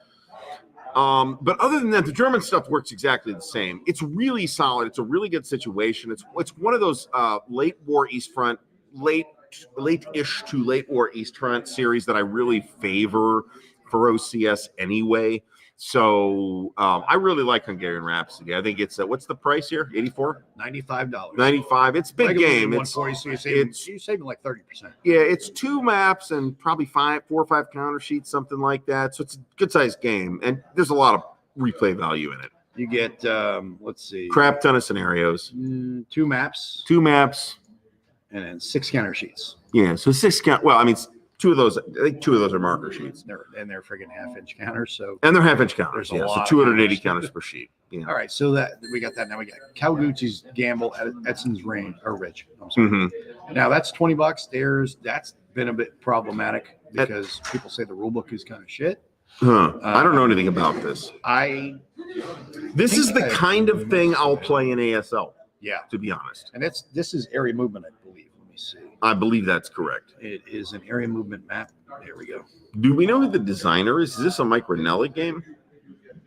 I don't want to say that if it's not accurate, but It could be. I don't think Multiman normally says Let's see. on the webpage, but Board Game Geek does. So I don't know. I don't have an opinion on this. It's not something I've looked at. Like I said, this is the kind of thing I would prefer to play in ASL. But it is an interesting topic, right? I mean, this is on Guadalcanal, as I recall. Yeah. So This is going to be from 2015. 2015. That is Ken Dunn, Brian Yow. Brian, I'm guessing Ken Dunn is the designer. Brian Yaus is one of the big wigs over at MMP. So Subi and Steve Pashal are the artists. yeah, and Nico's always good. Yeah. With one exception, Nico has been awesome. So let me put it that way. There's one of Nico's art pieces I don't like. So for $20, you can't. I mean, it's not really it's not a big investment. So I That's would true. say if you're curious, check it out. Yeah, or interested in the topic. Yeah. Yeah, definitely check it out. Now we go on to the next page. Mhm. Monty's Gamble Market Garden. Now that's And the second edition of that. I think that's Mike Ranella. that's actually boxed with Ardennes 2. It's a special thing you have to read in further, a little deeper, so you get Ardennes 2 for half the price. Brian, you believe that you're easily gullible. He might be pulling your leg. I don't know. Might be pulling your legs. This is only slightly. $30. This is a very reasonable price for this. And from the people, this doesn't seem to have like made a big splash, but the people who played it seem to like it. So this is an area impulse game, and this might be a Mike Ranella design. This might be. We'll have to check. But that one too. well, either way, Mike has done a lot of work in the area impulse space. A lot of work. That's his. He's done other stuff too. But wait. David Mailer, That's actually. not the same one. No. Why is that coming up that way? Because Board Game Geek sucks. News you can use, folks. Board Game Geek sucks. Wow, that's kind of funny. It did. I don't. Operations Yeah, Magazine. Maybe I don't it was a redo. So we are not sure who the designer is, folks. The Go. variant of Monty's Gamble. It's cheap. Buy it for $30 and tell us what is in the credits.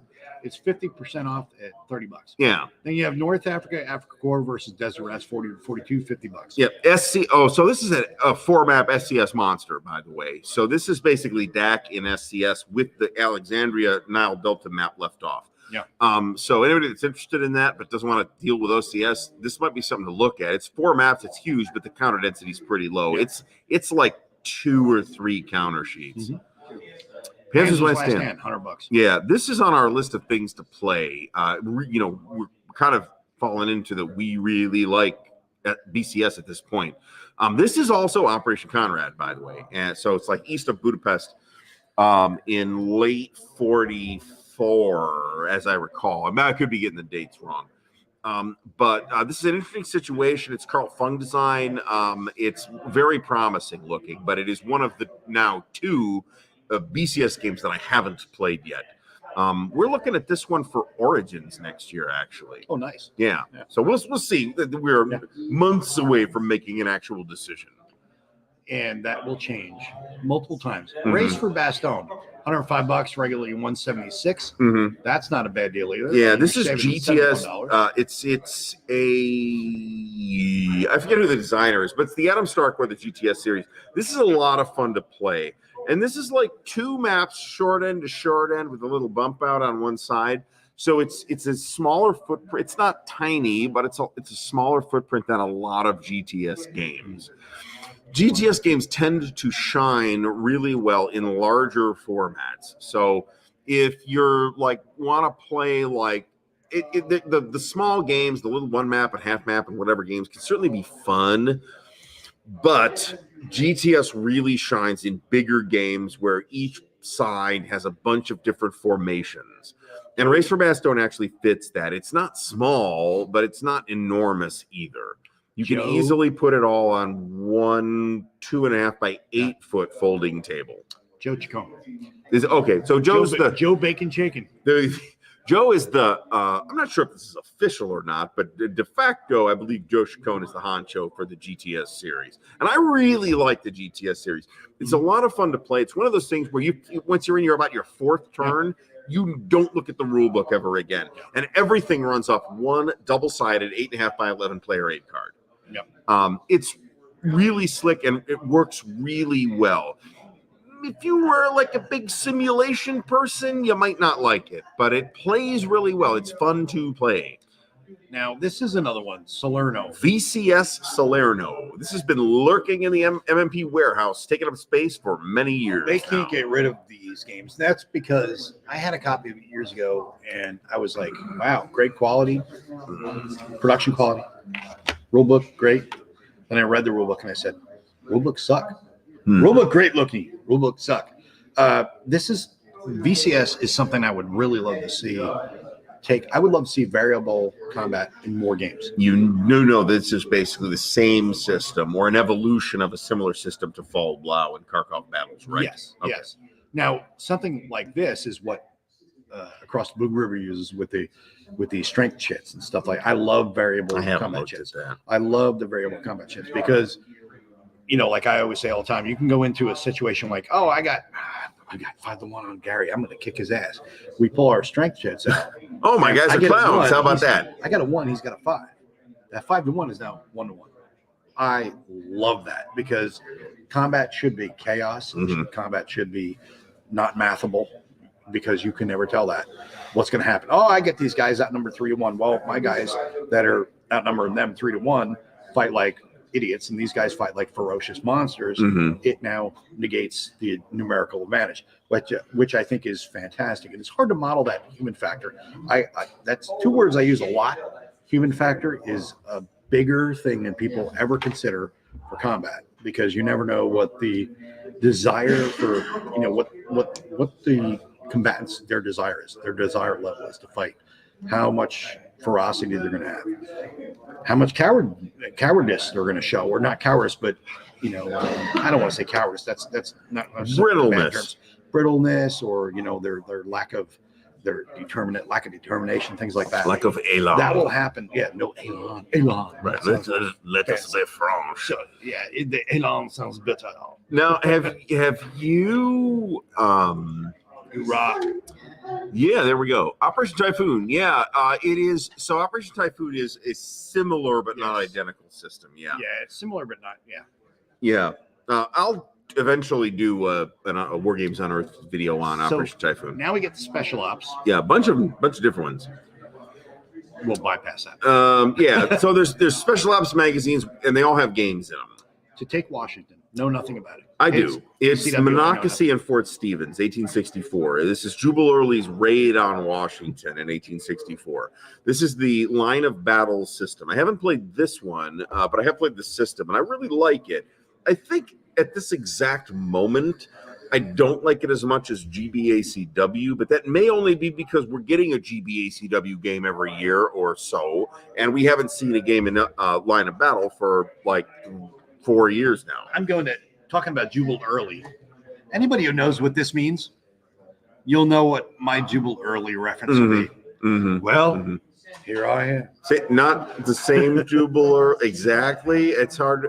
Yeah, we're not going to explain this, folks. If you don't know, if you know, you know. If you know, you know. Great. If not, we're not explaining it. Sorry. No. If you don't, you're a fool. So we'll go back here. To take Washington, now we go to the next page. Skirmisher number 3 also on sale, but that's the skirmisher that doesn't have any extra stuff in it. Shit.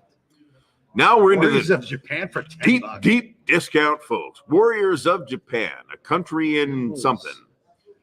Yeah, Lance was talking about this. Boy band Lance was talking about Warriors of Japan for $10. Get that in front towards enemy. $50. Yeah, that's actually. Oh yeah, front towards enemy. I mean, I'm not like a big tactical guy, but front towards enemy looks really quite neat. Yeah. Warriors of Japan, I have no opinion on. I'm not super into feudal Japan. I have a couple games on the topic, but I'm not like, I don't know. I'm super lukewarm on it. Now, you got to get this right, stacking limit. I do eat the red crayons, but I only eat the yellow snow. Right. The red ones got that weird red taste, though, right? Yeah, they got that cherry. I like cherry. Yeah. The yellow snow, I like my lemon. My lemon snow cones. There's a bunch more ASL stuff. It's getting more soft. Hey, folks, listen to your friend Frank Zappa. Don't you eat that yellow snow. Exactly. So we got a bunch of tons of winter offensive packs. Yanks, second edition. That's a good price on Yanks, considering that it's normally about 150. And if you're getting into ASL, now's the time to buy this because it's close. It's probably 40% off. Yeah, right. And I would consider it absolutely essential. If you're gonna almost 50 get into ASL at all, you need Yanks, right? Yeah. You technically only need Beyond Valor. You need Yanks too. So that's the MMP sale. Yeah, that's pretty much MMP. We kind of blew off the ASL stuff. We did, but those people know already. Yeah. Those people. So now we'll go back up top here. We had a couple mentions of the GMT sale. Yeah, so that starts on Monday. We're blowing you guys off. We're just concentrating on the MMP stuff. So let's see if we can catch back up to the GMT stuff here. Okay, so that goes live on early Monday. Monday morning. I think it's like 12 to 1 a.m. And everybody gets one game at 50%. How they calculate this, I have no idea. Everybody gets one at 50, and Yeah. then you get one for every P500 you got. Yes, for every P500 you got within a certain date range, which is basically Since this last GMT sale back to the last GMT sale. And how they, like I said, how they police this, I have no idea, but that's what it is. Everything is 50% off, except for some of the third-party stuff that GMT has, and the stuff that's on their specials page is additionally discounted 50% on top of whatever it's already discounted at. Now, that specials page, last I checked, was full of trash. So, best of luck on that. But, that doesn't mean, just because I say that, doesn't mean there's something that you don't need, right? I mean, I got a lot of stuff already. Yeah. So you'll want to go to games at the top here, because GMT's in stock. It's not the worst website on the planet, but it's not the best either. It is specials right there. So the deep discount is Eel of Lil. That's the expansion for Bloody April, the air game. This looks awesome, actually, but if you don't have Bloody April, it is useless to you. There are 3 different C3I squadron packs for Down in Flames. Colonial, which is a boxed game done by Christopher Pont for Stratagem Games, 2nd edition. I know nothing about this whatsoever. Oh my God. Maneuver Distant Lands, which is, again, if you have Maneuver and like it, you want this, but if you don't have it, it's not useful. Battle for Normandy expansion, if you have the Battle for Normandy, you probably already have this. Yeah. An interesting one is Thunder in the East. I'm sorry. Thunder in the East. East. Exactly. Mo gets it.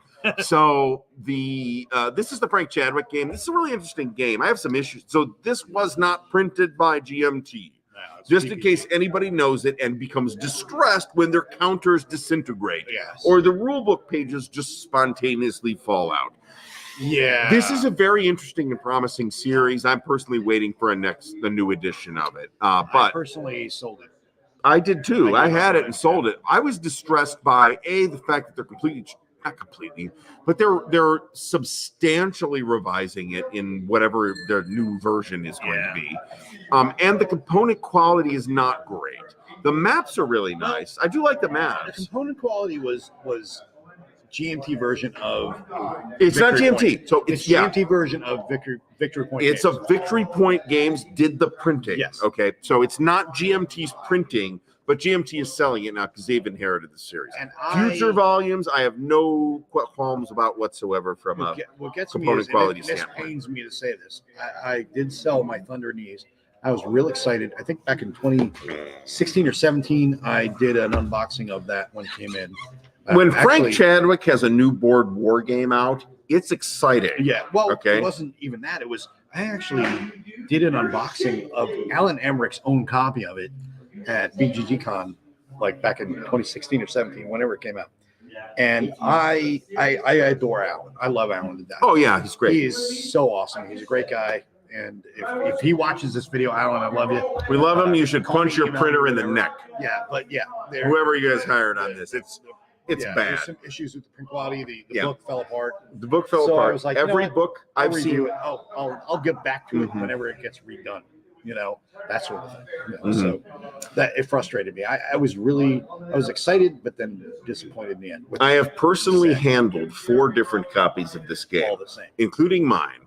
And in each copy, the rulebook has disintegrated and the counters have spontaneously delaminated. Yeah. The print quality of the maps are fine.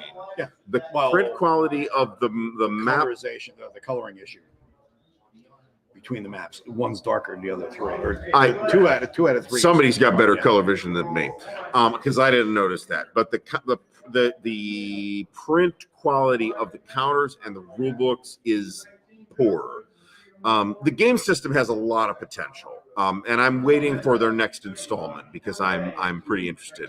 So Mike says, "Get Downfall." It's pretty awesome. So I have a here at Compass Expo to pick up a copy of Downfall that should be arriving tomorrow. So okay, there we go. So we're getting back to that. Now we'll go back to the other page here. Urban Sprawl. Urban Sprawl. This is a Chad Jensen game. It's a Euro. This doesn't seem to have drawn a great deal of attention. Is Down at $20 from is- 70. is dominant? Oh shit. Okay, so this when the sale goes live, this will be $10. So I find it difficult. I have no information on this product whatsoever. I find it difficult to believe that it's not worth $10. Well, it depends. Well, Now, it might not be my four-player game. thing, Yeah, I was going to say but- it's a 4-player game. Yeah, if a Chad Jensen game for $10 3-player variant. cannot suck this bad. Well, it depends on what you're looking for. Well, guess. I may not be looking for Yeah, it, yeah, but somebody exactly. out here might be looking for it. So That's true. That's true. So 2 to 4 players, it abstractly models the growth of a town into a teeming metropolis. So sounds like a city builder. Yeah. I have occasionally The enjoyed snoring the, sound you hear is me. the Sorry. city builder computer game City Skylines. But I have put far less time into City Skylines than my wife has. This looks like it might be interesting too. And Waterloo, Napoleon's last battle. Right. 50 Never battle. heard of this battle. Which one? His last one. Waterloo. No, The last his one. last one. The last one. Companion Waterloo, War yeah. Games. Area movement. Yeah, this is it. So again, area movement's not normally my thing.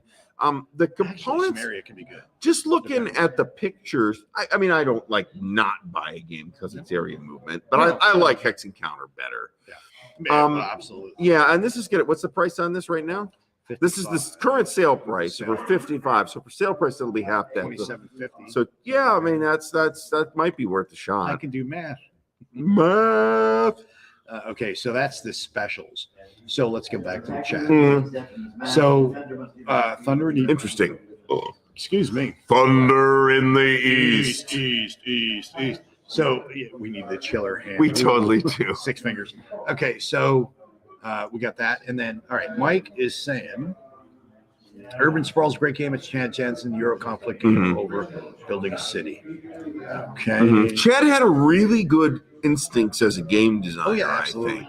absolutely. So whether urban sprawl is my thing or not, I find it hard to believe that it's not good. You know, for those looking for Jeff a says city Urban Sprawl is better with a lower player count. Mhm. It's interesting. Well, with a lower player count, then I could see like a lot of Euros. If you have a lower player count, then you get the opposite of what you tend to get with Euro games. Euro games tend to be multiplayer solitaire. that can be the. I think that's a stereotype, but that's actually more it often can than not, be it's the a case. multiplayer solitaire. With a 2-player, then it becomes tighter. Then it becomes almost.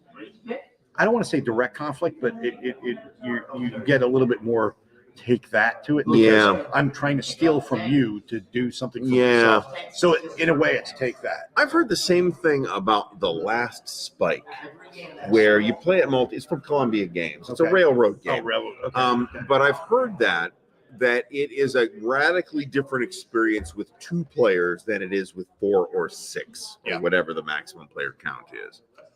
And Yeah, there you Urban go. Sprawl for $10 is steal. Well, you know what? I would say this. Okay, this is going to sound kind of funny, but for $10, you get the game. If you don't like it, you have the components in it with a bunch of cubes and stuff for $10. That's a steal. So if you I've don't totally even done like this. the game, you at least have the components, which is what I've done with Wargames too. It's So like, okay, I may not like the game, but for $10, I'll have the counters and the maps. I've never done this with a war game, and I think this is making me very uncomfortable. However, every year at Buckeye Game Fest, all the attendees Why get is it every time you say Buckeye Game Fest, I think it sounds like Fuckeye Game. Buckeye Game Fest because that's something I would Because say. you say fucko. That's why I think that. Fucko is not here tonight. But everybody gets a free game, and it's usually, let's be honest, it's usually trash from the Rio Grande remainder part of the warehouse. Yeah.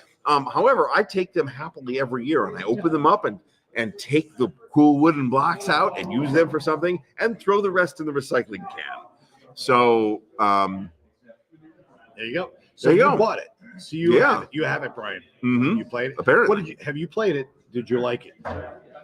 Let's get back up here. John says, "Too bad I can't get the BEF expansion for Great War Commander through the GMT sale." Great War Commanders, close combat. Combat Commander World War One. Yeah, that's literally, yeah, I'm becoming constipated just saying that out loud. Yeah. Centerville. I have no knowledge of this at all. It may be delightful for all I know. I don't know if that's even available. It is. Remember, GMT carries Hexasim games. However, normally Hexasim games are not part of GMT's sale. So bear that in mind. And I say that knowing that because last year, as part of the GMT sale, yes, it is. I ordered a giant pile of Hexasim shit. So not giant, it was like 3 games, but still. You're right. Yeah, $88. Wow, $88. Holy shnikes! I would not pay for that. No. Yeah, I know a lot about even the games I despise. I wouldn't even take that Combat Commander. I don't like Combat Commander. I just don't like it. It may be that through some miracle of design genius, and I do think Chad was a brilliant designer. No, absolutely. And I don't know that this is Chad's, but the system is Chad's. That in World War I somehow this works wonderfully, but I have had nothing but negative experiences with it in the regular Combat Commander thing. Commander, I will say this. I know a lot of people. Lots of people love it. He loves Combat. I am happy for those people. Yeah, absolutely. I do not mean this facetiously, honestly. I just, it's not for me. I don't like it. I don't have fun with it. I have had a terrible experience every time I've tried it. The reason why is because I think you and I probably are on the same page with this when it comes to Combat Commander. And it's one of the reasons why I don't do a lot of reviews, because people would be like ripping your head off over it. And oh my God, Combat Commander, greatest game ever. It's like, for you, I would laugh at that, to be honest. I would laugh at. Yeah, Combat Commander to me is it's not a tactical game. There is it's a tactical game wrapped into a hand management game, and that's where it loses me. I don't like hand I find it games. enormously more a hand management game than it is a tactical Another game that is absolutely super well loved. I cannot stand. I played it once, and I won the game, and I was like, I will never play this game. I will never play this again. Was Sekigahara. It is a highly overproduced, absolutely gorgeous hand management game. It is just, it's beautiful. The map is gorgeous. The counters are fantastic. I thought I was going to love it. I played it and I was like, this is a card game. I'm out. Okay, so I played it once and won it, and I'm like, I'm never playing this game. Sold my copy and I've never played it again. So Sekigahara is super, super highly regarded. And again, I don't think those people are wrong. It might not be for me. It's just not. I do have Compass's Granada, which is based on the same system, and which is a topic I am super interested in. A little bit more, involved. If there is such a thing as a card-driven game, where it is a board game that cards drive the action, this is more like a board-assisted game. Yeah. Okay. Where it's really kind of a card game on which you happen to play a board game that is kind of a minor thing. Yeah. There is more to Granada.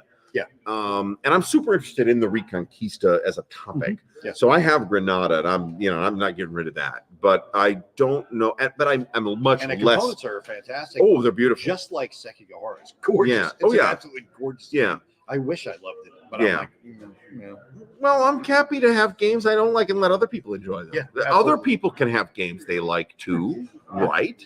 Well, that's the point. I mean, everybody loves different types of games. I mean, I'm the guy that just bought Pax Britannica.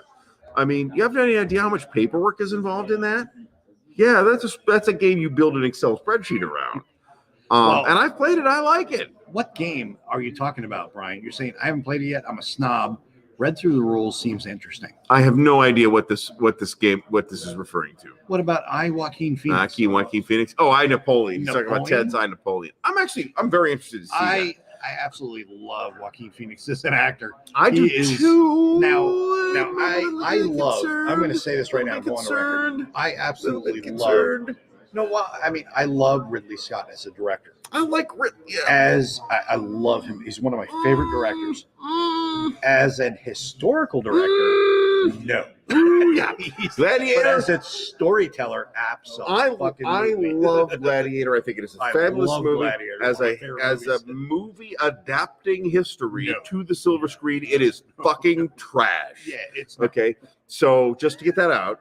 And I love the movie. It's got a great soundtrack. Reed's last movie. I'm a huge fan of Russell Crowe. It is Oliver Reed's last movie. It's got during the filming. It's a great movie. And Joaquin Phoenix is fantastic in it as well. Actually, we're coming back. I love that movie. As history, it is fucking trash. Yeah, I mean, And frankly, I think Napoleon Saber out leading cavalry charges is bullshit. I think it's cool though. It's gonna look great. It's okay, like one of my other favorite movies. I will Which give has amazing soundtrack to Hans Zimmer. whatever. I love Hans Zimmer. Is Dances with Samurai, otherwise known as The Last Samurai. Yeah. Dances with Samurai. It's a great movie as long as you understand that It's not while Tom Cruise is the viewpoint character, Yeah. he is not the protagonist. No. Ken Watanabe is the protagonist. Ken Watanabe's Who's amazing in that amazing. movie. Who's amazing in everything he's been in, to be honest. He's so underused in Godzilla. Yeah, I'm totally on board for Let them giving fight. Ridley Scott whatever percentage of the theatrical gross he gets out of the movie. Don't get me wrong, but I expect to be groaning audibly during the film. See, now here's a good point.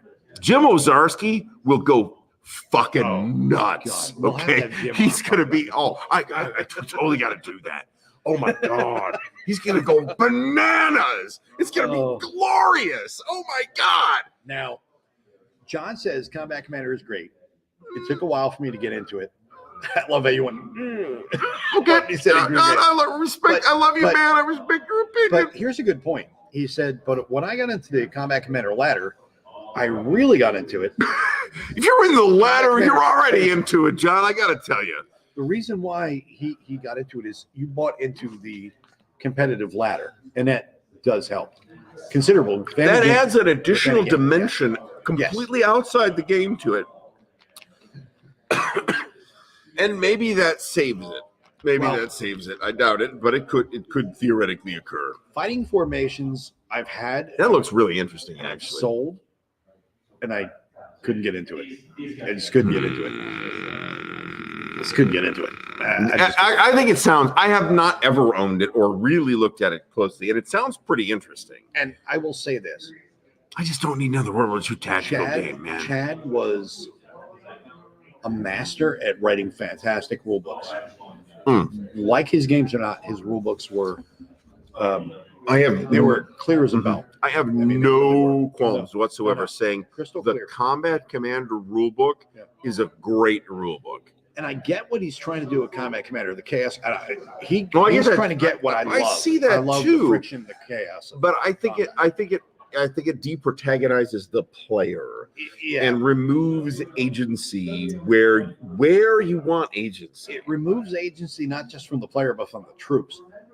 I'm sorry, but troops are going to move in combat. They're not just all going to freeze because I don't have a move or a fire card in my. They're going to fucking shoot whether it's aimed or it's going to be blind fire. They're going to shoot. That's just the way it is. They're not going to sit there for 2, 3, 4 turns because I keep dumping While my I hands. discard my Yeah. entire hand Yeah. repeatedly, That's- turn that's- after turn after turn.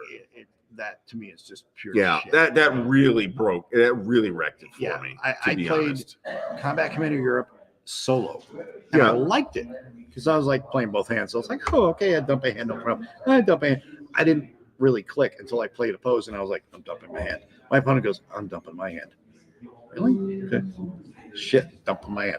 I'm dumping my hand. I'm like, what the fuck is the point of this game? I find It's like, that very this is stupid. very interesting, Mo, because I had the exact same experience where 4 hands in a row. I dump maximum cards, he dumps maximum cards. I dump maximum cards, 4 hands in a row. Yeah. We're just sitting here, with my thumb in my ass. Yeah. And it was like this is not cool. This is not fun. There's a design problem here. Yeah. Again, the people that enjoy Combat Commander, cool. Go ahead. I think it's a design for effect. It comes down to what do people no, well, Maybe, what but do people expect? There are some people that will sit do there I and go, expect yeah, to I'm sit fine here to sit here? with nothing to do for Yeah. 15 minutes? Because Some people will because they're looking for the optimal hand.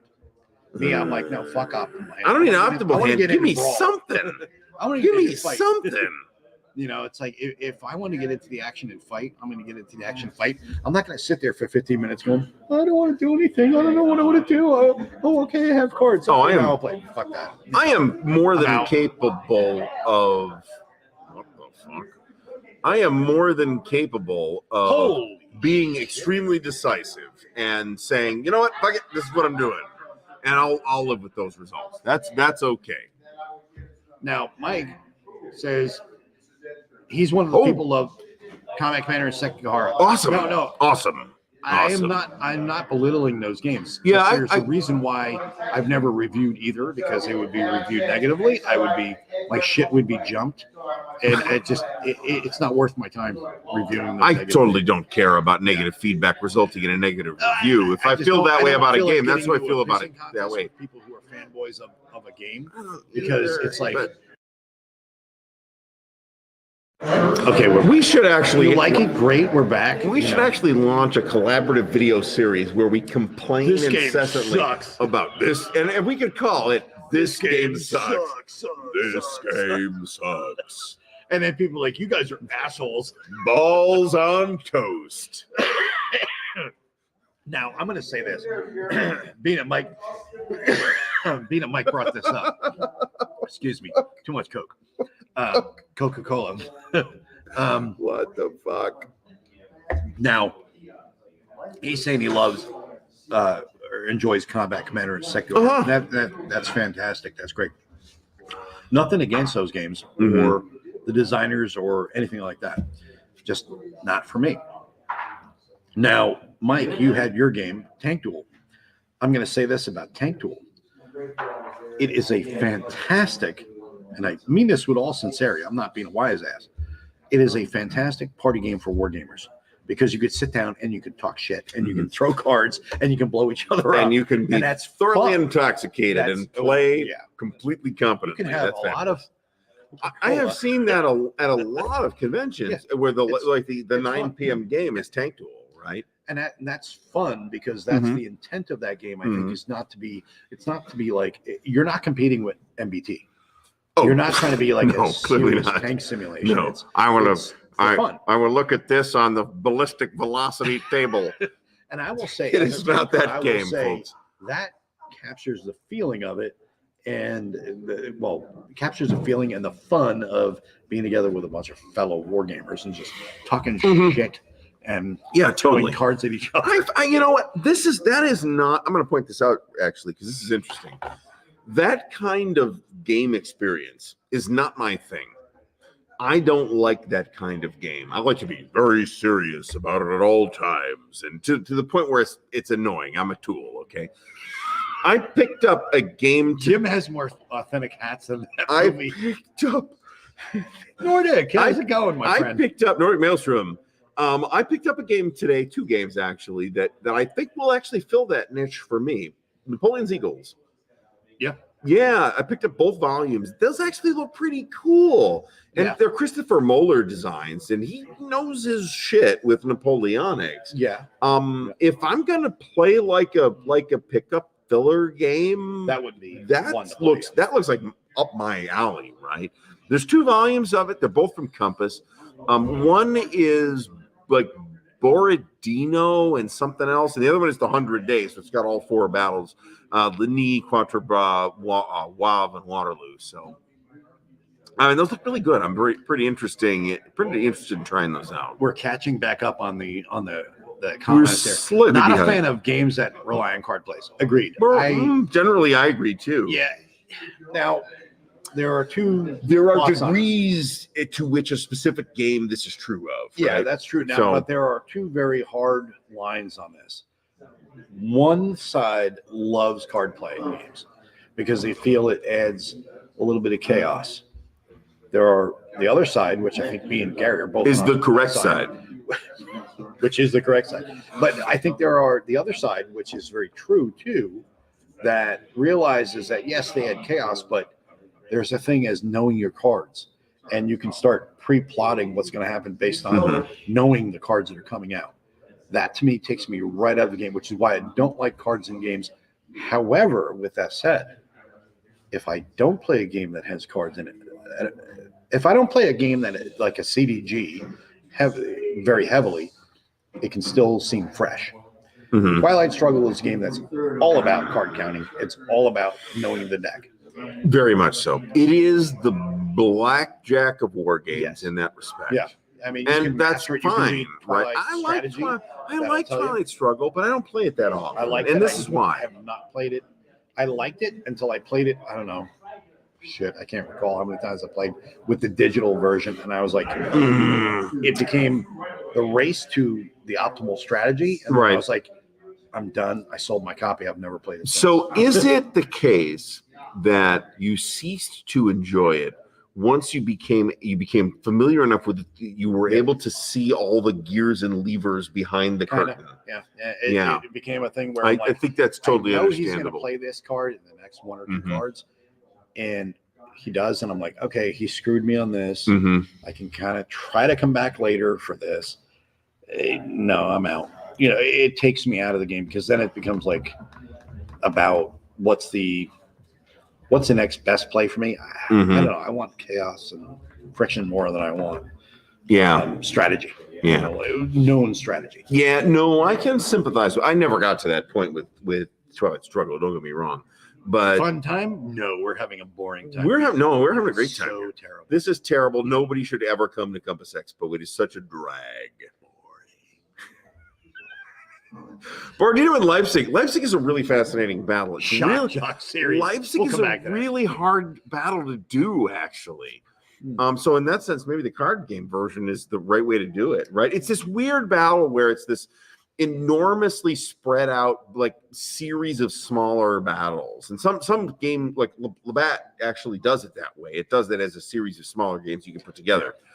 Unless you like zoom out significantly, like Library of Napoleonic Battles, where you put it all on 1 or 2 maps, it's actually kind of a hard game to do, a hard battle to do. Yeah. So I've never played, John C. I've never played up front. This is one of those things that I probably should work to remedy at some point. Please do a collaborative Wargame Shock Jock series. We should talk about this. Shock Jock. Shock series. No Canadian iced tea. Yeah, many people saying happy birthday to the core today. Sounds like Magic the Gathering. Magic the fucking Are we Gathering. talking specifically about Napoleon's Eagles? See, as a filler pickup game, that's cool. I can live with this. I am the literal person who brought Magic the Gathering to the state of Ohio from its You release. suck. Yeah, no kidding. I feel guilt to this day. Magic the Gathering. I mean, it would have come by you should 3 days later if you it should weren't for tap me. into the money for that. Oh, Jesus Christ. Oh my God. Do you have the literal cards I had back in the day would have paid for my fucking house? I'm not even Wish I had a not Black even Lotus making that card. up.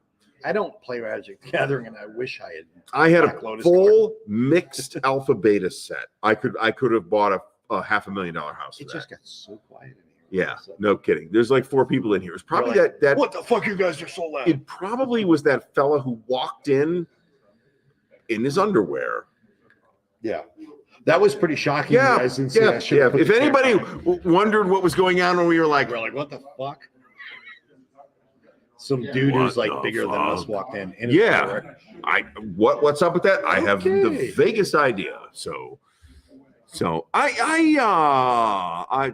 let's check out Manders' branding idea. Ardy and Moe, Rush Hour War Zoo.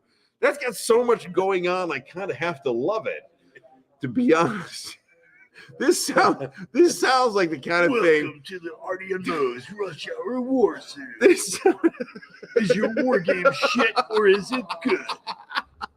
Listen in and find out. find out. Oh God, I can totally do that. I Oh, can my totally God. do that. I got back to Magic the Gathering in a Commander format. I'm sorry. This is my personal opinion on card games like that. And no offense if you're into it. Oh yeah, I think whatever. It's fantastic. So cool for you. It's great for the hobby. Have fun. No, it's great for the Go hobby too. nuts. Magic the Gathering carries all of the local war games, that local game stores. Yes. Not war game stores. Uh-huh. It carries all Including your like local game the stores. complete strategist. Yeah, right? it carries all of them because that's what draws in people. Yeah, it's empty. We're out of Coca-Cola, Out of folks. Coca-Cola. This is already remember the fucking Coca-Cola next year. It's the takeaway message here tonight, folks. The thing is with these card games is I get so any game, whether it's a collectible card game or a miniatures game where you have to keep buying stuff, it just pulls me right out of it because it's a money pit. I want a game, whether it's Sekigahara or I'm going to start off with a couple, Combat Commander, or if it's NATO or whatever, that I buy it and I play it and I can keep mastering it from playing it more and more based on the game. I don't have to keep dumping money into it. That is great for the publisher, like it is for Magic the Gathering. It sucks for the gamer because they keep changing the rules. You keep having to dump more money in it. It's a money pit. Mm-hmm. And no, I lose interest. And there's a game right there that pisses me off. Sitting on that table right there. If GMT happens to be tuned in. Ukraine 43? Ukraine 43. Reprint the motherfucker. I don't know what's up with Reprint that. it. I don't know It's what's Mark up with Simonovich that. game. Reprint it. Yeah. It's a kidding. guaranteed sellout. Yeah. So I find that comment really interesting because I actually feel that way about OCS of all things. Now there's a bit of a treadmill there too, right? There's a new OCS game that comes out every year or two, but it's every year or two and I buy it and that's it, right? And I can continue to explore the system as I go. I'm going to juxtapose this with the Twilight Struggle experience, where once I could see the levers and gears behind the curtain, once I saw the man behind the curtain, the magic was gone. In OCS, the magic has never disappeared, even though I have glimpsed occasionally the man behind the curtain. So, being Dean, we should talk about that actually. Yes. Yeah. Best wishes to Dean. Absolutely. Yeah. So if anybody doesn't already know, right, and I suspect many of you might because this news did go around. Dean was in a stroke, quote unquote, stroke-related auto accident, which means he was driving and had a stroke. And he has been hospitalized since Monday. This is Dean Essig, the legendary designer of all the and head of the gamers, right? So the road to he's going to need surgery and therapy, but this isn't Dean's first stroke either, and he recovered pretty well. I mean, it's a stroke, so you're never 100% recovered, but he recovered pretty well. So our hopes are pretty good. The prognosis sounds pretty good. So obviously, our best wishes seriously for Dean's speedy 100% and complete recovery. So, and best part about hearing about the situation, not the best part. That's not the best part's not how you wanted to put that. But it's not the way I know what you mean. But the positive thing to hear from that was he was making jokes. So we love you, Dean. We want you to get healthy, get back. Yeah. And all our thoughts are with you, and everybody's got their best wishes sending your way. And we don't want to hear anybody go through that, any type of struggle like that. But hearing that he was making jokes about it, is a really positive sign. No, seriously, that's really helpful. Yeah, that he's communicative. I mean, we're very happy to hear that. There's obviously some recovery involved, but I want nothing but Dean to be with us and continuous bringing us genius game designs for the next 50 years. Yeah, absolutely. So, and he's had a rough couple of years.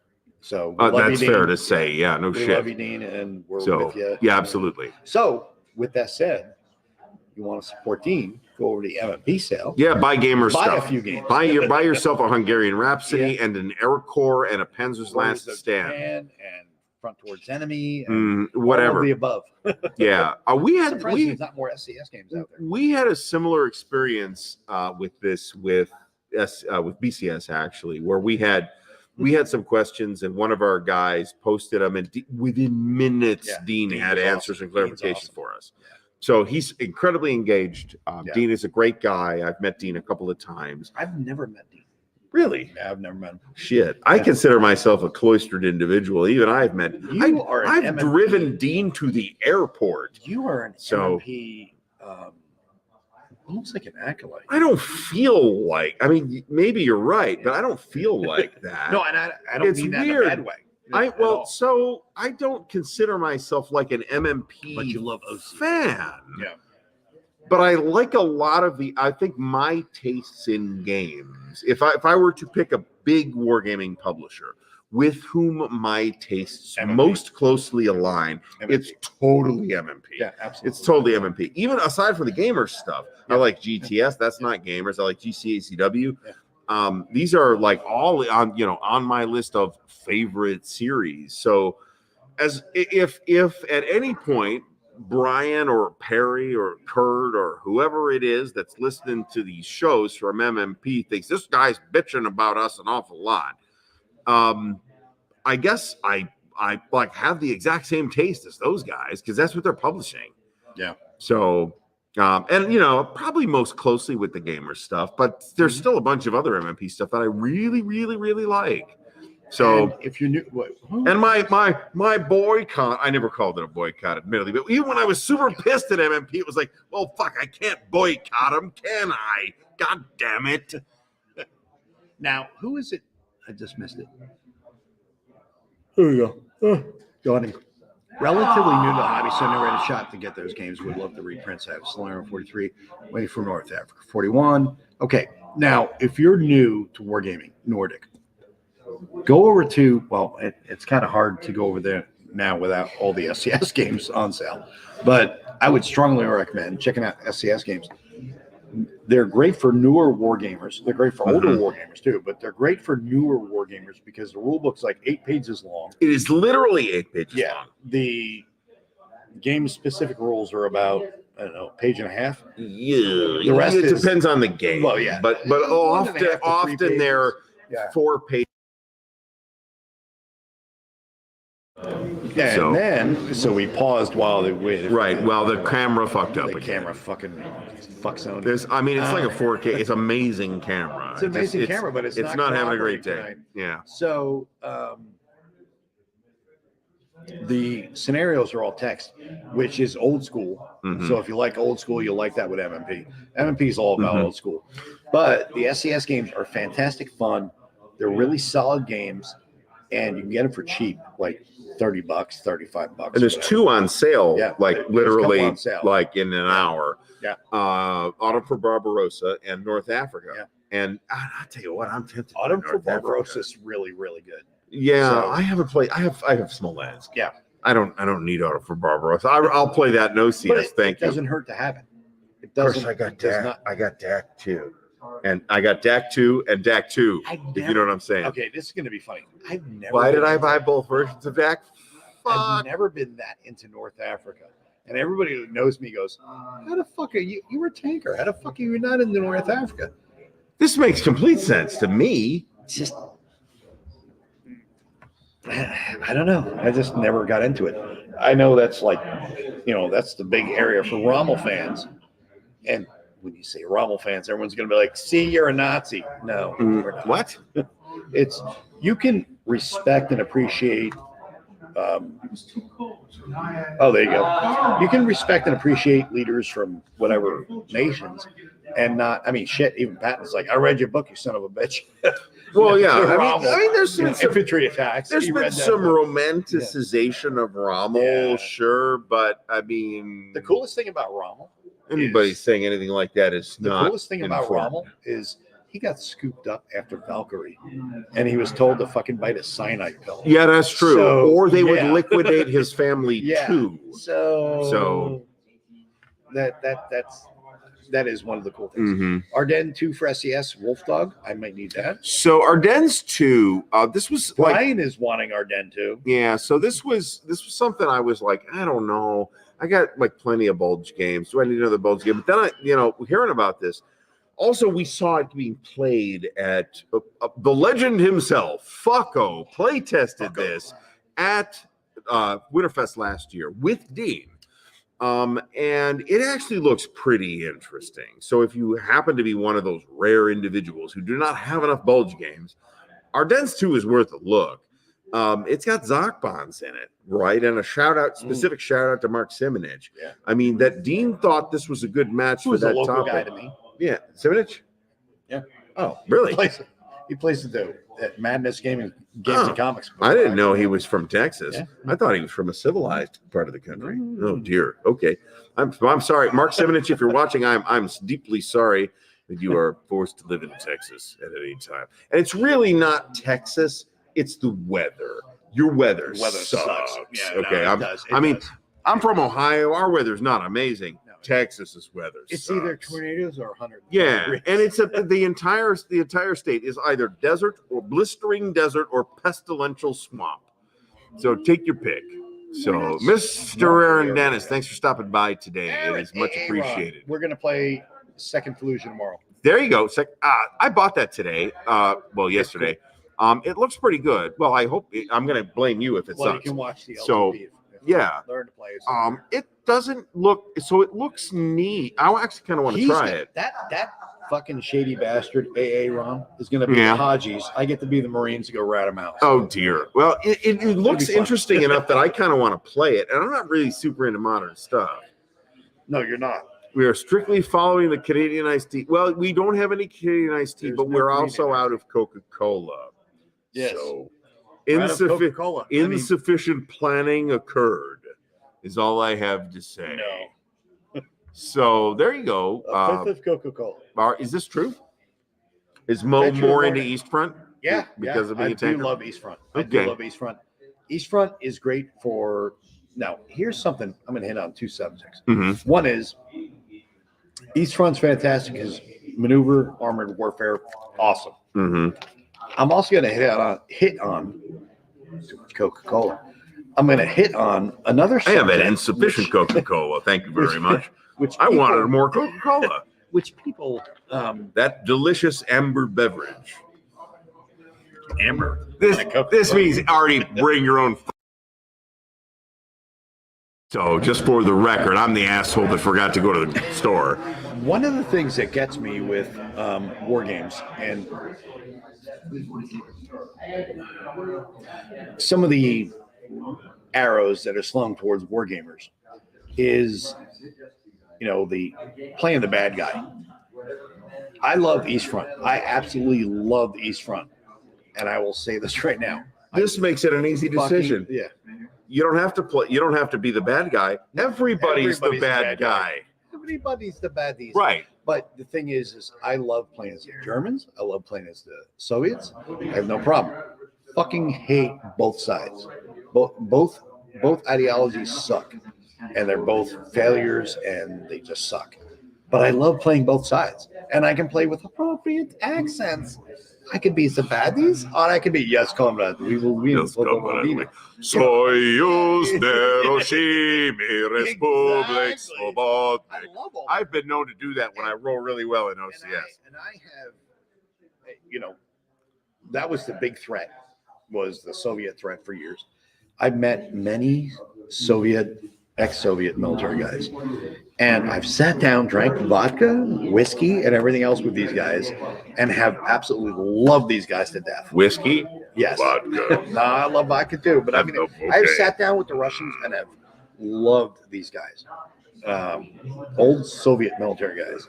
Love these guys. We've hugged, we've drank together, and we all said the same thing. We are so glad we never had to shoot at each other because we realized we're the same friggin' damn dudes, just on different sides of the world. Have you seen the picture of I think it's the 50th anniversary reunion of Gettysburg, where there's a bunch of Union veterans in dark suits with long white beards, shaking hands with a bunch of Confederate dudes in gray suits with long white beards over the fence at the angle. Yeah. And it's really something else. Sobering. It's right? very sobering. Yeah. Because you have two sides of the same country, literally, Mhm. that are fighting. And, Oh, yeah. it's 100%. Yeah. No, I'm totally on board with Last Gamble. That's going to be. Oh, hell yeah. It's going to be. I would consider the idea of not buying seems to be a total absurdity to me. There's no way I'm not buying that. No, Last Gamble's a Yeah. must buy. Yeah. If at all you're in, and I am not a bulge guy. I'm not the world's biggest bulge every guy, December, right? everyone's like bulge. The one bulge game that I strongly recommend everybody to get, strongly.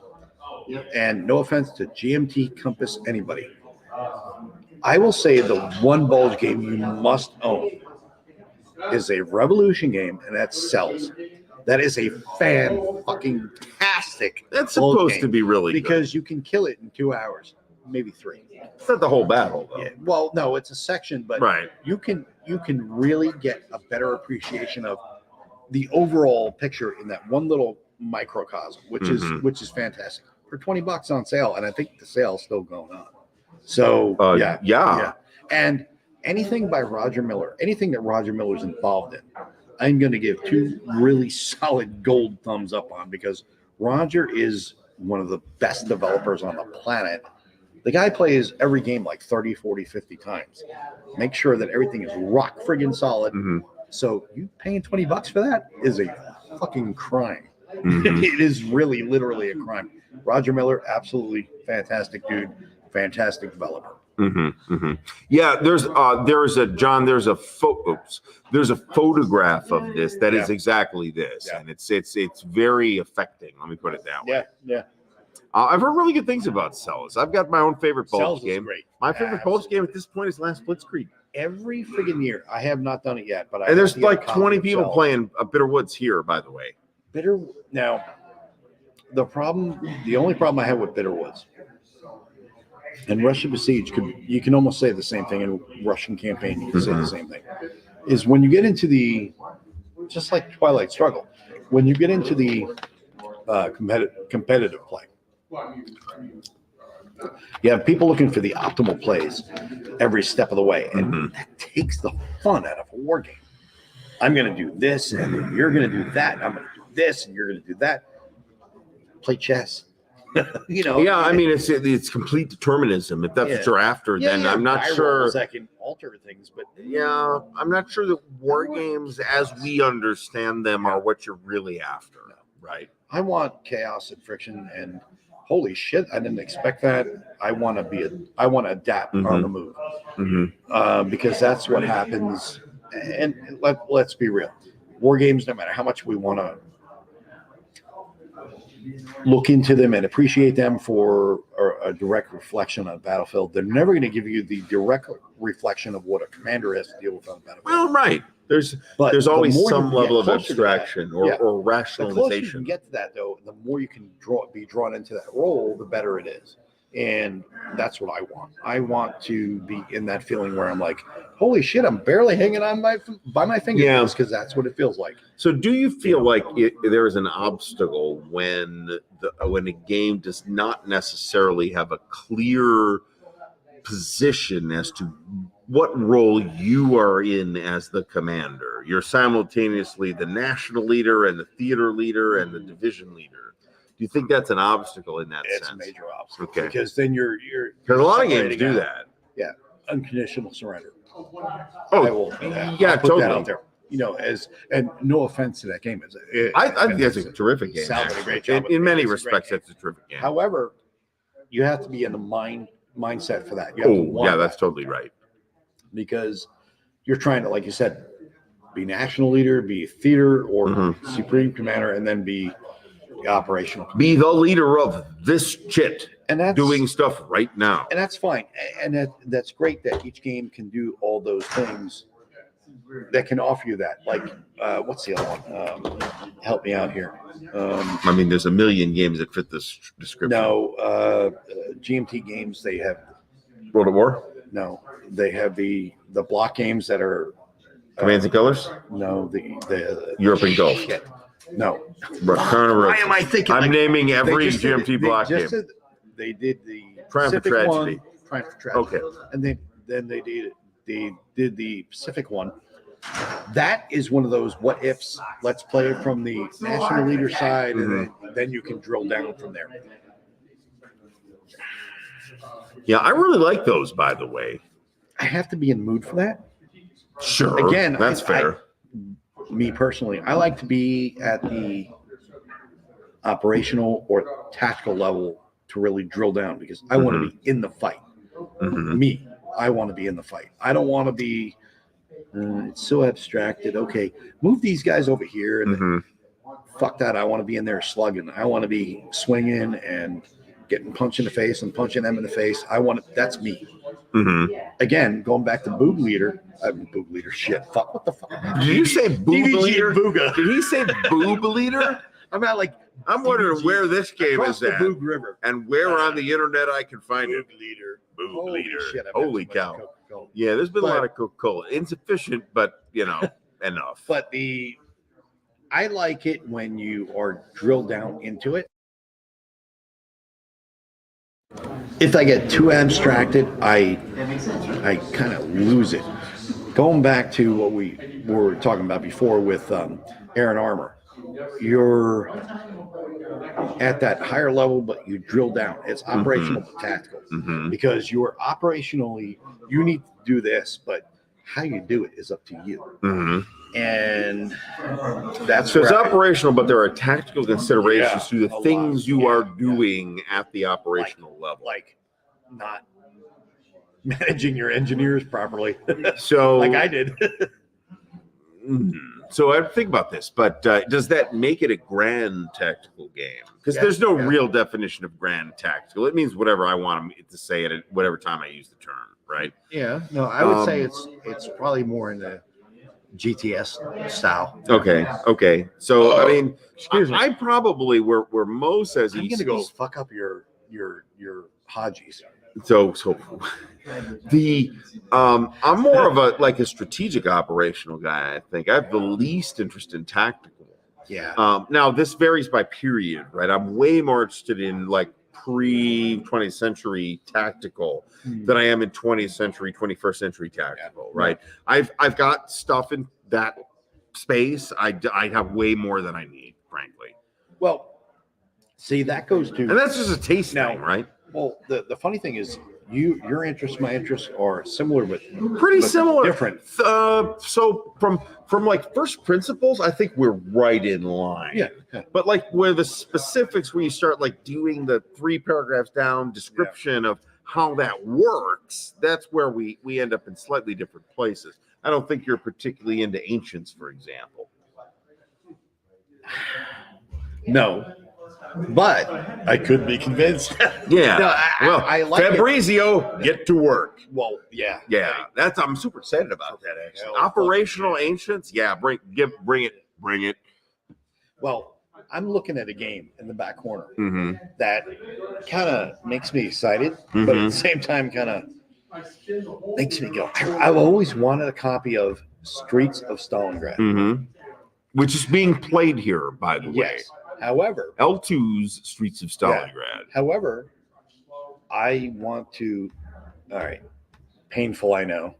I want to drill down further.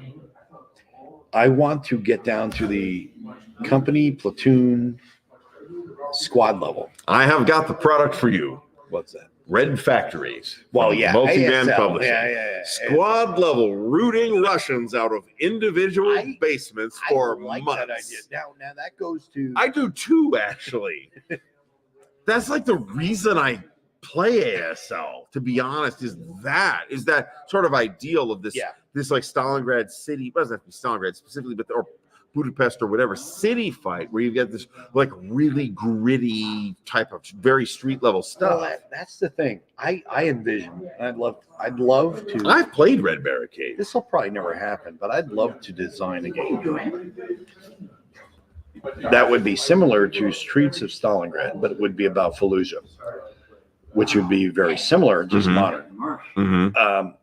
6 Days of Fallujah. Anybody's watched the channel knows me, Kev, and Nate, and a few other people play it. It is a fucking horror show to play as a first-person shooter, but that's what grips me the most is being in there, moving through the buildings, clearing the buildings, and just the personal, very personal combat of one-on-one. And I think that's where Streets of Stalingrad can drill down a little deeper and not be as abstract. I would love, again, Red Factories and all those stuff. I mean, you kind of have to swallow the whole ASL thing. Yeah. Do it, but if I could do that. But if you want to, there it is. So it's kind of the ultimate Stalingrad experience. It's not the whole city, but it's so much of the city that if you actually sat down and played it, it would not matter. So this is Thunderbolt. It only applies to all the units in the map. Yeah. So this is the legendary Richard Berg game that's being finished by Mark Herman and Alan Ray. The first of which is Rise of the Roman Republic. Mark was supposed to be here. Mark had other things that he had to do this weekend. So it was going to be a last minute thing anyway. So I'm still holding out a tiny sliver of hope that Mark will just magically appear like a wizard tomorrow. But Asked. Space Emperors 4X, great combat, administration, and crafting and narrative. I love Space Empires very good 4X. point, I think very it's a good terrific point. game. I think it's a Very terrific good game. point. It's got all the thematic elements that you'd want out of a really even Federation and Empire with a tiny percentage of the paperwork. Boo base coming soon. I need to. I demand to Bill that I do the voiceover for that video. Now, this is funny. I don't know if anybody knows this, Boo but leader. my wife is an RT. She's a radiological technologist. So she does mammograms for a living. That's what she does. She also volunteers for a breast cancer charity. So you saying this, boob leader, is actually kind of funny because that would be fitting for what my wife does. She is the boob boob base is actually even more funny. So yeah, that would be hilarious. We're very childish sometimes. Now, folks, let's yes, we face it. are. Conquest won at Dallas Expo. Now, Conquest Dallas won Expo. at that Dallas. I would love to see, and I got to talk to John about this, if there's going to be another CSW Dallas, because CSW Dallas was great before I moved. I used to live in Allen, and then I moved to Frisco in Texas, and it was great because when we have CSW Dallas, my commute was 6.5 minutes. I've never had a con that had commute 6.5 minutes. I have. With lights, it was 8 minutes. I had a convention that I could walk to comfortably. I have had 2 conventions that I could walk to, one of which was about a 20-minute walk, but the other of which was less than 5 minutes. Anyway, the rumor mill, this could be total bullshit, and John would totally deny. I have no idea. I haven't asked him about this. The rumor mill is saying that Consim World Expo is going to move to Dallas. I'm just staring at the camera. Now that would be fucking awesome, but it would be a Can't lot be harder to less. get to Dallas than it is to friggin' Phoenix. It would be a lot less than 110 degrees out there. It would, well, 120. Yeah, so it'd be Now that it I might could be actually go to it might be a CSW. different over 100 number Yeah, degrees. be a lot less. Right. Like 110, not Right. 120. Only 110 as opposed to 126. So other than that, it will be delightful. See, these are the two we were talking about. Yeah, before. yeah. Triumph and Tragedy and Conquest of Conquest. I've played both. I actually like them both a lot.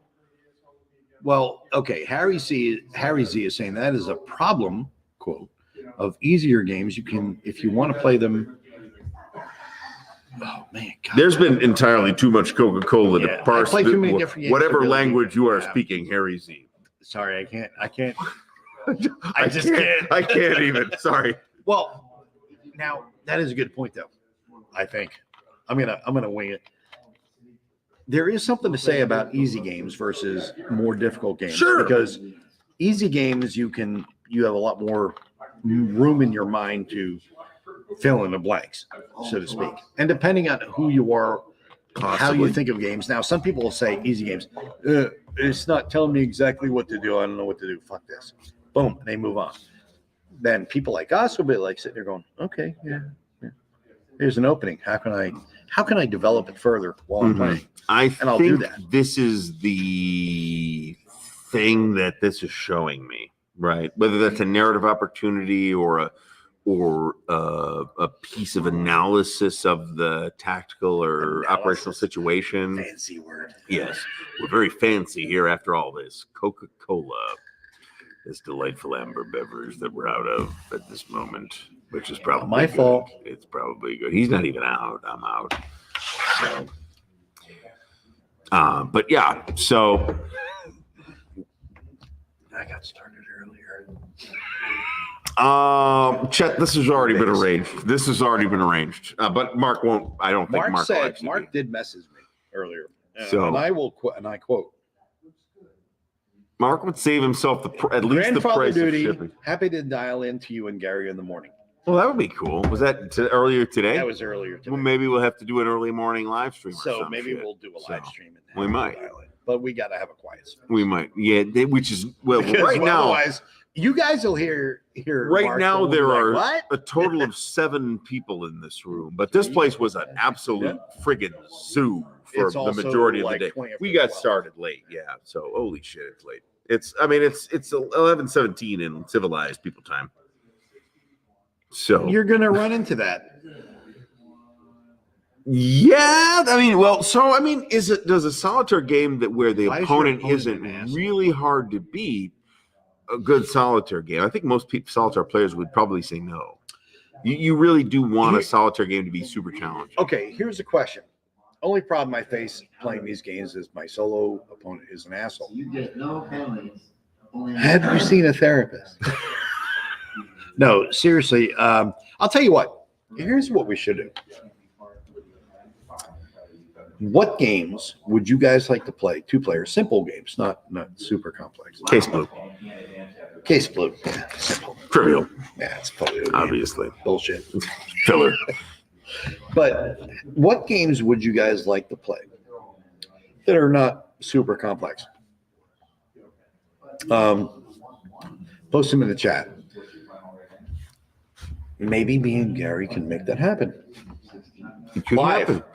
We have, and make you look like idiots. yeah. like- Well, no, show how much of an idiots we are. oh, that's yeah. Well, we've got thousands of hours of video showing that. There we go. You are a therapist. You You are more fucked up than we are. Yeah, you and Doc, I'll point out. So Because if they don't spell it right, it comes out to be the rapist. the rape. Yeah, I'm aware of that. I'll take the rapist for $1,000. So yeah, this is Napoleon. there's That's that's him. on a table in here actually. And that we're would be even better. we're You know playing what? it next actually. You know what would be better Hmm. is me to play a Napoleonic battle game and him to play a modern game. Modern game, yeah, maybe. That actually might go sucks, man. I fucking That would be hate this. such a clusterfuck. of That could funniness. be. That could either be the Squares, world. fuck squares, run in, That could be charge those cannons, either the, fuck the cavalry. that would either be the wargaming That would video be it. content or an absolute fucking masterpiece. That would be the most hilarious. It could be clusterfuck. hilarious. What the fuck is going on here? What do you mean artillery? I wonder what you'd have artillery to. I hit want those to guys. annihilate this What do entire you mean to fucking shape the place. battle space? Fuck that! I'm going in. Charge, I have motherfucker. squares. That would be funny. It could be awesome. NATO, the Compass That would Edition. have to be. That would really take shape in the editing room. I gotta say. Okay, let's NATO the Compass Edition. There's tons of video on that already. We already have that. Yeah. And if you've not watched, you want to see something stupid and funny. In all seriousness, because this is legit. I did an AR, not Baltic. I did another AR. Ball tab, The the, ball tab, scenario. But I did one where I was attacking. It's still funny. I forget which one it was, but I was like going balls to the wall as NATO. I mean, as Warsaw Pact. I was going through the line. I was like, holy shit, I got this going. I got this going. And then when I flipped down my NATO hat, I was like, fuck, I left my flanks open and I beat myself. And that is 100% legit because I was like so balls to the wall. I'm going to the Rhine. I'm going to the Rhine. I forgot my flanks like an idiot. Well, yeah, oops. So it was, and it was funny. It was, yeah, dumb and funny at the same time. Yeah. So Space Corp. See, people in modern world have too many problems. So That's true. Space Corp is a straight Euro Yeah, it's a in Euro. my opinion. I like Space Corp, but that's what it is. It's a straight Euro, Yeah. right? It's not really to my taste. How can you say Per Space se. Corp, L&L Tactical in the same sentence? Totally different. Well, he says easy games. yeah. This makes me think maybe he hasn't looked at the latest edition of Lock and Load Tactical Rules because it's pretty robust. You can do L&L Tactical digital now because they get digital. Yeah. They've got the not next war. Fuck, what am I thinking? World War 85? No, not the World War II version. What The am I thinking? Block Next war. Like what? Shit. Not next war. That's totally different level. But the Nations at War. Oh, okay. Nations at War digital. You can play. Really fun. World War 85. They're working on getting a digital version of that using because it uses the Nations at War series. Mm-hmm. Beefs it up quite a bit, but World War 85, fantastic. Mm-hmm. Next war, totally different. So Very. negate that. Mitch Land, awesome designer. If you love modern, check out Next War. outstanding. Then series. yeah, the GMT Next War series. Yeah. That When is I an hear the instant buy. Next War, I still think of the SPI Next Yeah, War. yeah. That's always my first image. But I've owned that. I have owned that game a couple of times. Yeah. This is, I'm blaming this on Gregory Smith because when Sensuicon comes out, you'll be able to competitively play Sensuicon or Atlantic Sentinels. You'll be able to play which I named. competitively Atlantic Sentinels and the Hunters at the same time. That's going to be really interesting. So totally Okay, totally so over that. which one would you guys like to play online with me and Gary? New challenge for the new year. Battle of Armageddon. Battle of Armageddon. There is a vassal module for it. I got to tell you, I'm not super interested in that was a thing that we were going to do with the War Room and Whiskey Charlie. Was going to do that. That never came out. Panzer. Yeah, Second World War. This is on my list of things to get done. Actually, Second World War at Sea. It actually looks like a, let's say not incredibly robust simulation, but it looks interesting enough that I do want to check it out. Avalanche Press was kind enough to send me a couple of things, and I do want to check it out. So I'm sorry, not that. This is what I was going for. Panzer Grenadier. I did a video on Panzer Grenadier. It sucks, but I won't say that. I mean I did in fact say that, but there's plenty of people that really enjoy Panzer Grenadier. I just don't understand them and think that they are aliens. I think the scenarios are unengaging, the terrain is uninteresting, and the delivery is slapdash. It's not a terrible system fundamentally. I think in total package execution, I think it's got a lot of problems. I did a whole video on this. It's one of my probably 15 or 20 best, most viewed videos. I will say, Next War, is it worth diving into the advanced game first? No. I advise against it, but you may decide, I think reasonably, to go to the advanced game fairly quickly. Well, I would say, but I would start with the standard, just at least for a game. The way the Next War series, it is designed the way it's designed for a reason. Go through the basic game for the first, what is it, like 3 scenarios that are the basic game, which is fantastic. The basic game is extremely straightforward. Then go from here to here, the big parabolic jump to the advanced game series. And, Mitch designed it the way he designed it for a reason. You go from the basic game, and then you jump into the advanced game, and it just expands things quite a bit. You get a feel for the basic game, which is a fantastic war game on its own. Then you take this major jump, and you're like, holy shit, there's a lot of stuff. Remember not to overcommit your air in the advanced game, because you'll be like, I got to retcon all this shit because I committed way too much. We're fixing this. So we're gonna dial that back. I mean, much of what the advanced game brings is the air naval stuff. So that's not really surprising. And I would say stay away from anything like India Pakistan is the way to go. Because you don't have to worry about the naval. Naval. And the thing that's great about India Pakistan is especially in the basic game, you're right on top of each other in really close proximity, just like the Chinese and the Indians in the Korangal Gap or whatever it was. I think that was what it was, where they were fighting with sticks and stones and Negan friggin' bats with barbed wire and shit, which is why I don't get intimidated by the Chinese, contrary to a lot of people. We got to worry about the Chinese. Fuck the Chinese. Yeah, like I said, we're playing this next here locally, home locally. All right, so we should have Gary play Modern and I play Napoleonic. No squares. Fuck that. Only squares be squares. With Jim going, oh my god, I can't believe he's doing that. Oh yeah, they'll go volcanic. Great Battles of History games of the world. I mean, no, it's not really out of mine. I've got the whole series. I love Great Battles of History. No, I don't. I just haven't bought a lot of Ancients lately, to be honest, because there haven't been any Great Battles of History games out lately, and everything that's come out has been reprints that I already have. So MMP's Korean Wargame. This could be any number of at least 2, maybe 3 different games.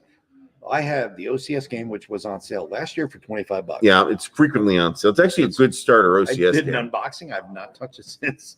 We could OCS is like we could work on that. I'm just saying we're good. we could work on that. Zombicide. Zombicide. This was of mine. You mean this war of mine? this war of mine is Isn't that- it's a board game / video game, which Uh-huh. is about shit. Fuck. Zombies? Someone correct me. No. Or some shit? This war of mine is about not Ukraine, Chechnya. Shit. Okay. With zombies? Are the zombies? Someone fill me in. I'm Somebody, getting yeah, it wrong. somebody will say. But this war of mine is a fantastic view of the war from a civilian perspective. Okay. It is the video game is very stark, very interesting, and you really get drawn into the story. And I pity to say I cannot tell you which conflict it is, but Okay. Well, I'm sure it is an interesting conflict. no, the war itself, because you're looking at it from a civilian perspective, Mm-hmm. surviving, getting water, Hmm. getting food, things like that. So in a way, it is like a zombie game, but it does draw you in and see the horror of war from a civilian perspective. That's something that I have never been able to look at war from myself. I always look at it from a military perspective, Sure. because even as a civilian, I'm gonna look things a little differently. Mhm. So that's just me. Plain OCS game. That would be his thing. Well, that's, so we've seen Korea, the Forgotten War, OCS. I mean, I've played that. That's really good starter OCS game, actually, especially if you play the North Koreans. It's quite instructive. It doesn't show you everything, but it shows you quite a bit. What the fuck are you quitting on us so early for? See See you on Monday. I would be prepared to go for at least another hour and a half if there were more Coca-Cola. That's all I'm saying. We're playing airport. As it is, with no more Coca-Cola, I might as well go to bed. You know what I'm saying? So you're gonna quit until Monday. No, he is. I mean, it's like shit. Yeah. Okay. I want a challenge to each of us on a game right now. Okay. It's up to you guys. What do you want to play? What do you want to play with Gary? What do you want to play with me? We'll play it with you online, live via Vassal. You can teach us, spank us on the game or whatever. But yeah, I think that'll be fun for. I guess the criteria is it's got to be on Vassal, right? Yeah. Okay. So fair enough. Because like tabletop simulators, yeah. And what's that other one? There's another one. Rally the Troops is getting a lot of attention now, and I've looked at it and I'm like, cool, this is supposed to be really good. None of these 14 games that have adaptations on it are like super high on my list of things to do. They're not even on my list. Yeah. So I'd like to try Julius Caesar. So, geez, I didn't know that was who that was. What? Well, I'll tell you after we're done. Okay. So, I'd like to thank Sony for sponsoring this episode. We'd like to thank Sony for We're sponsoring. sorry God about that. damn this We thing. did not have This is the same. It's setup as backwards last Sony, so it's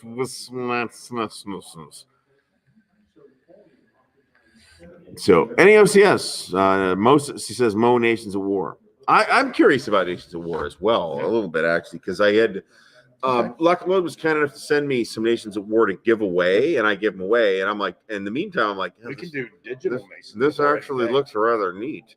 Yeah. So who wants to play digital Nations at War? We'll do it online, we can do it online. but that's not even Vassal. That's Just the app. digital Nations at War. Well, shit. Yeah, Well, fine. That's fine. I'm which is fine with better. that. Yeah, Yeah, whatever. I'm Yeah. cool with that. I'll throw a couple hours at that.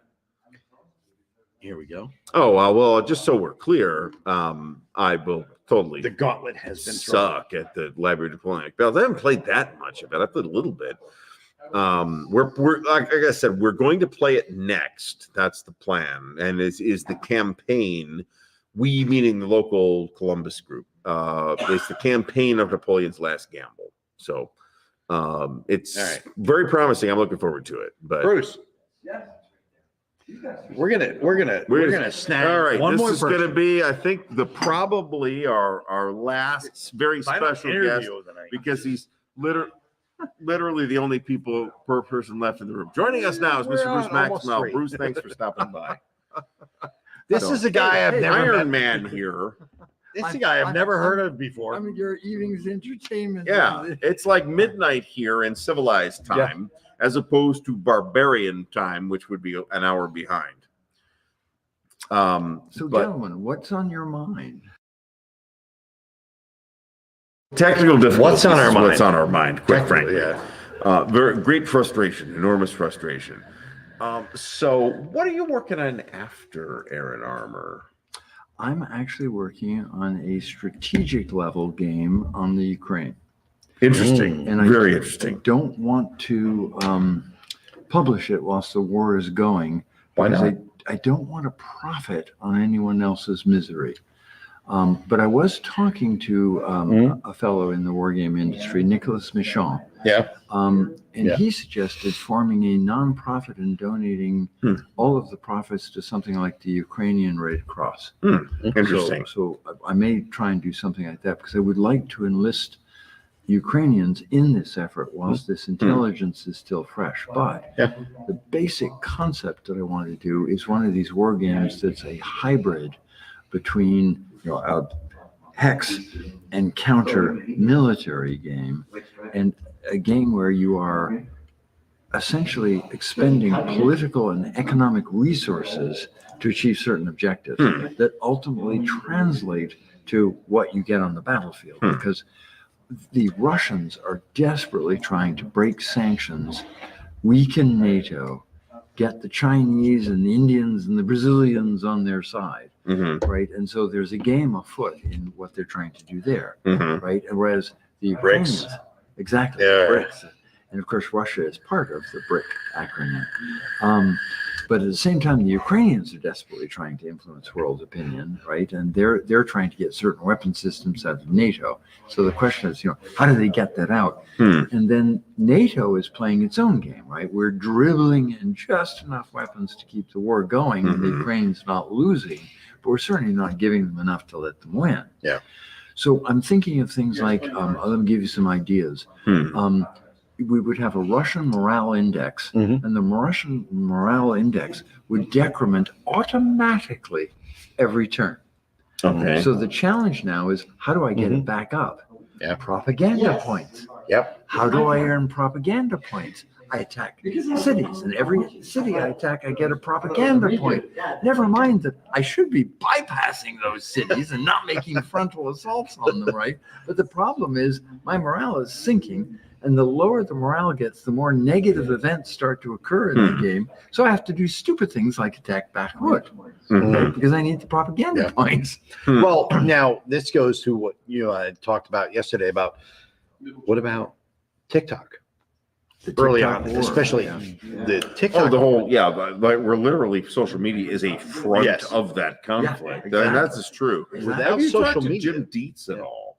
I don't even know who Jim Dietz is. Jim Dietz runs the Dietz Dietz Foundation. They are a non-profit publisher of conflict simulation games. No, I know. I did. Littoral Commander. So you should, they things did like like the Littoral Commander. They've done a number of other things that might be worth having. which a I'm conversation going to with say them. is a war game.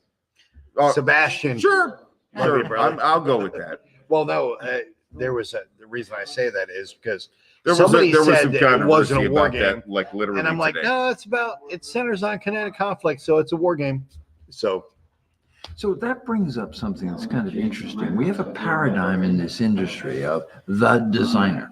Yeah. Right? That's a singular concept. I'm coming more and more to believe that when I'm working in these very complex spheres with a lot of different domains of expertise, air, sea, ground, political, economic, that the concept of a designer isn't actually the right way to go.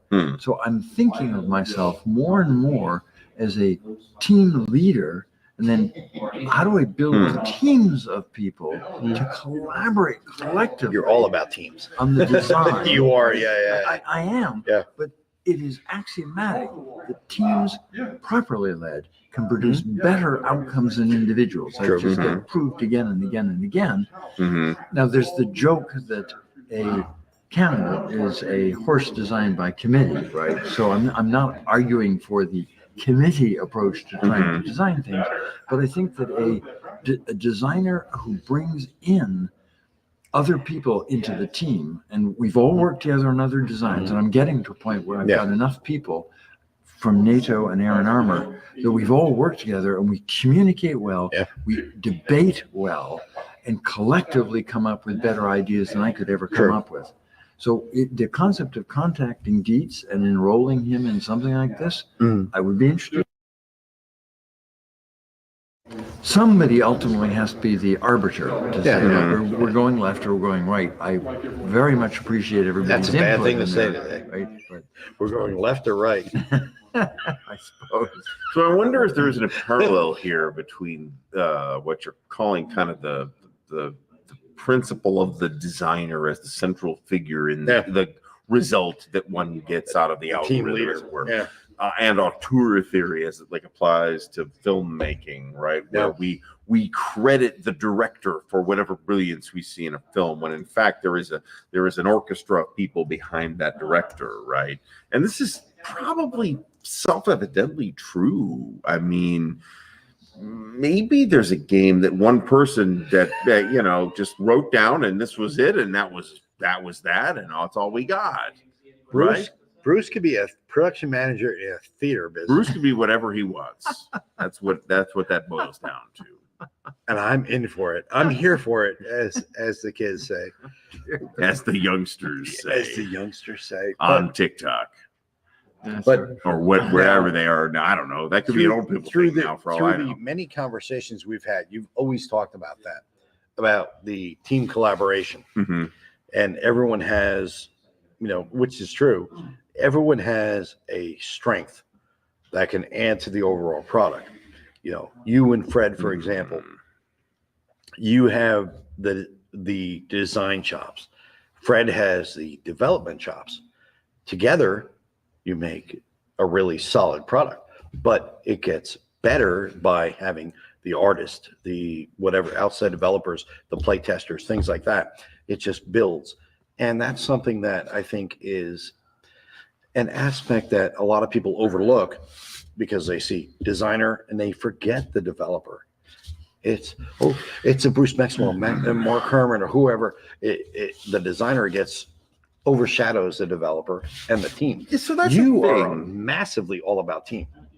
Yeah, but I mean, these terms are not really airtight terms either, right? There's a bunch of games I could think of, even if we just look at SPI's stuff, of games where, this is considered the designer's game, and other games where this is considered the developer's game. And I know that the developer had way more input into what we got in the box than the designer did. The designer scrawled some shit on a napkin and handed it here, take care of this. It depends on the designer and the developer, but I can tell you, having worked with Bruce pretty closely for a couple of years, fanboy. No, seriously though, it's really hard to be a fan. There's a reason why. It's because Bruce is one of the designers that's like I said, all about team. And Fred has done an amazing job. If you've not watched it, we did a NATO Learn to Play, and then we did a discussion afterwards. Wasn't that fun? Listen to what Fred says. That is huge about the overall design aspects of NATO, because this is a guy who was there, did that. And, no offense to Bruce, he came up with the design. Fred added the missing pieces. Together, you have a fantastic product. So, and I do want to weigh in on that.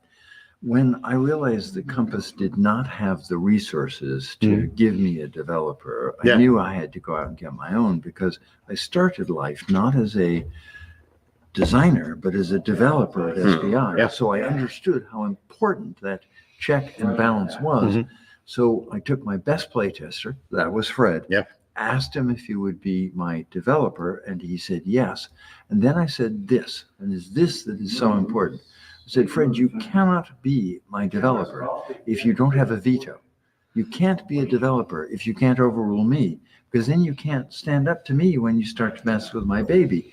So I literally said to him, you are sovereign. You get to overrule me because that's the only way you can be a developer. I mean, that kind of makes sense, right? Right. I mean, Well, why do I have him? Because I'll just overrule him. He's messing Yeah. with my baby. right. Even the notional idea of a designer is the designer designs and the developer finishes, right? So in that sense, the developer should have the final word. Maybe we should think of the developer as the director, Yes. right, and the Yes. designer as maybe the The writer. producer. Yeah, the producer I've got and the writer. I've got a great, going back for a moment here to This is something a good that- discussion. This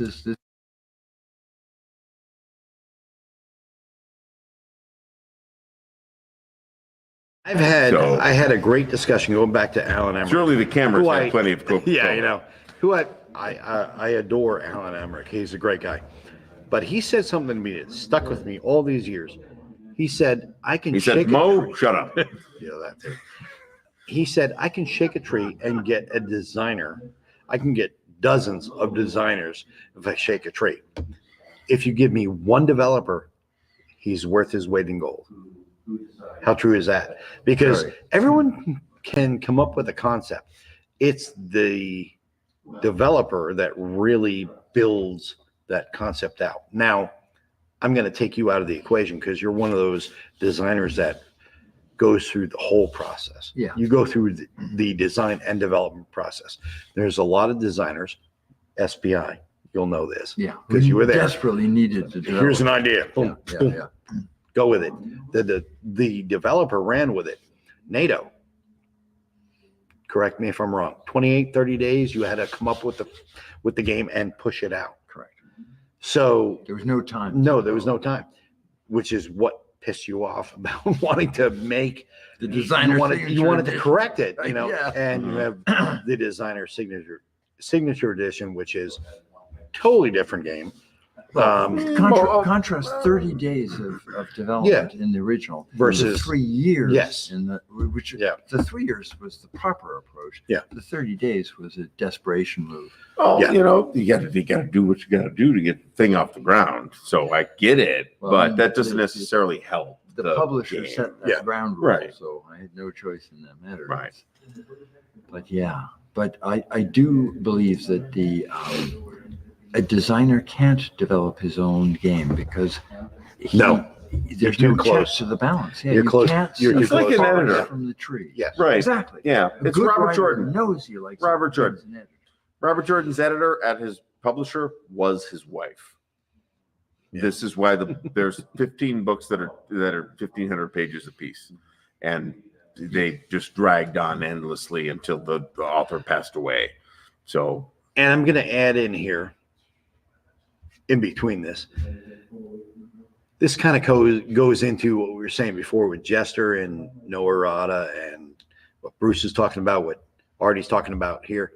If you want to be part of the process, step in, be a developer, be a tester. generally, the people in charge of the process would love Yeah. to have the help. That's just Be a true. tester and you can learn to develop. Yeah. And the only way to do that is to play a game and go, this could be better, and here's how.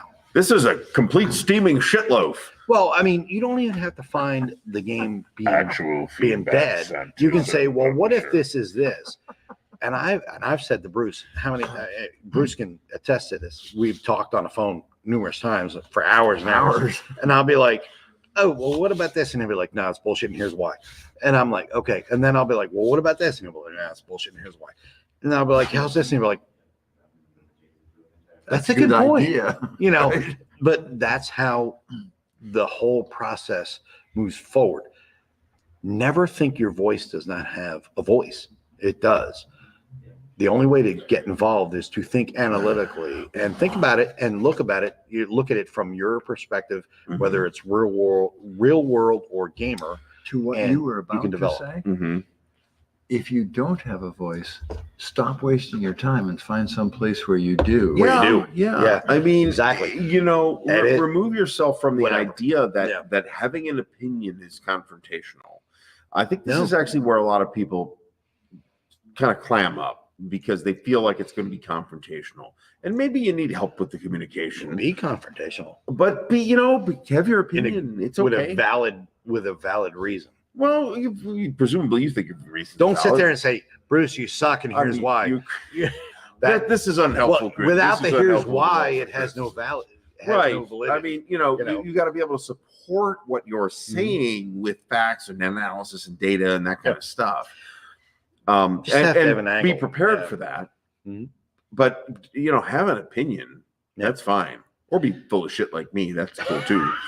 But where do you just make stuff up? But the point whatever. is wargaming is for everyone. Everyone has a strength. Utilize that strength and be part of the process.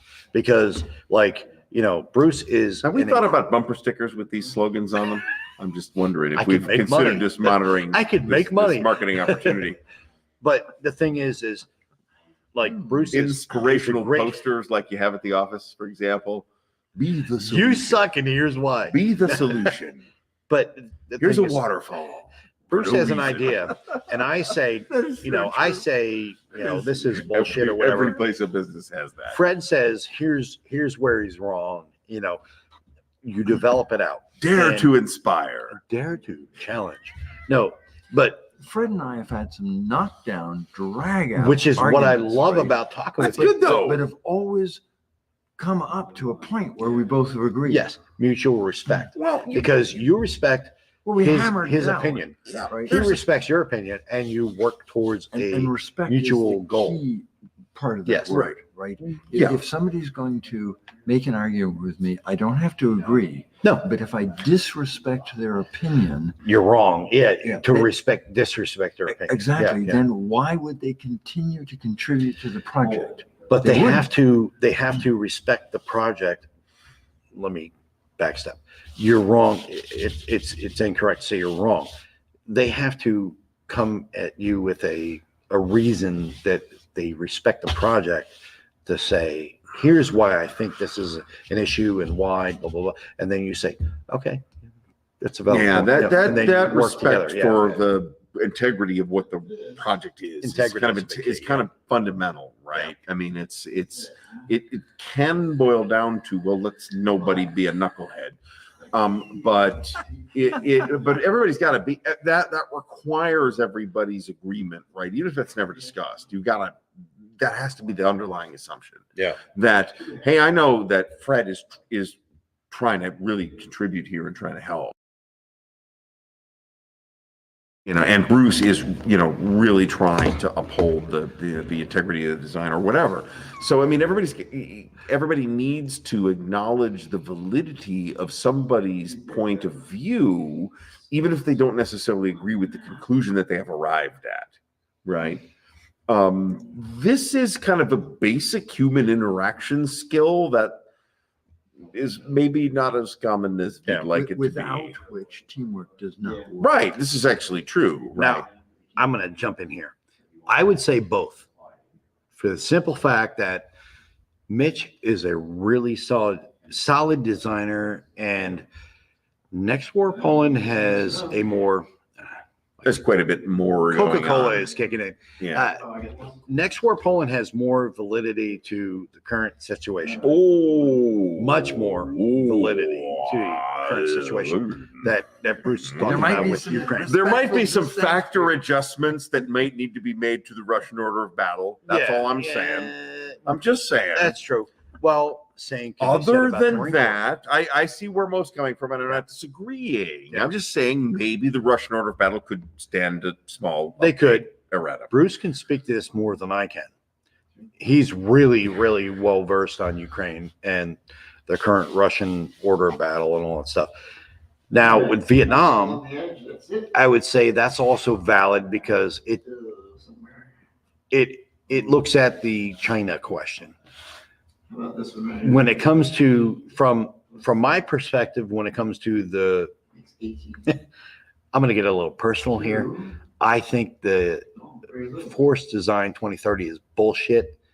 I think the MLR is bullshit. That's not what we're for. We're not fucking rocket chuckers. The Marine Corps is about fighters. We're war fighters.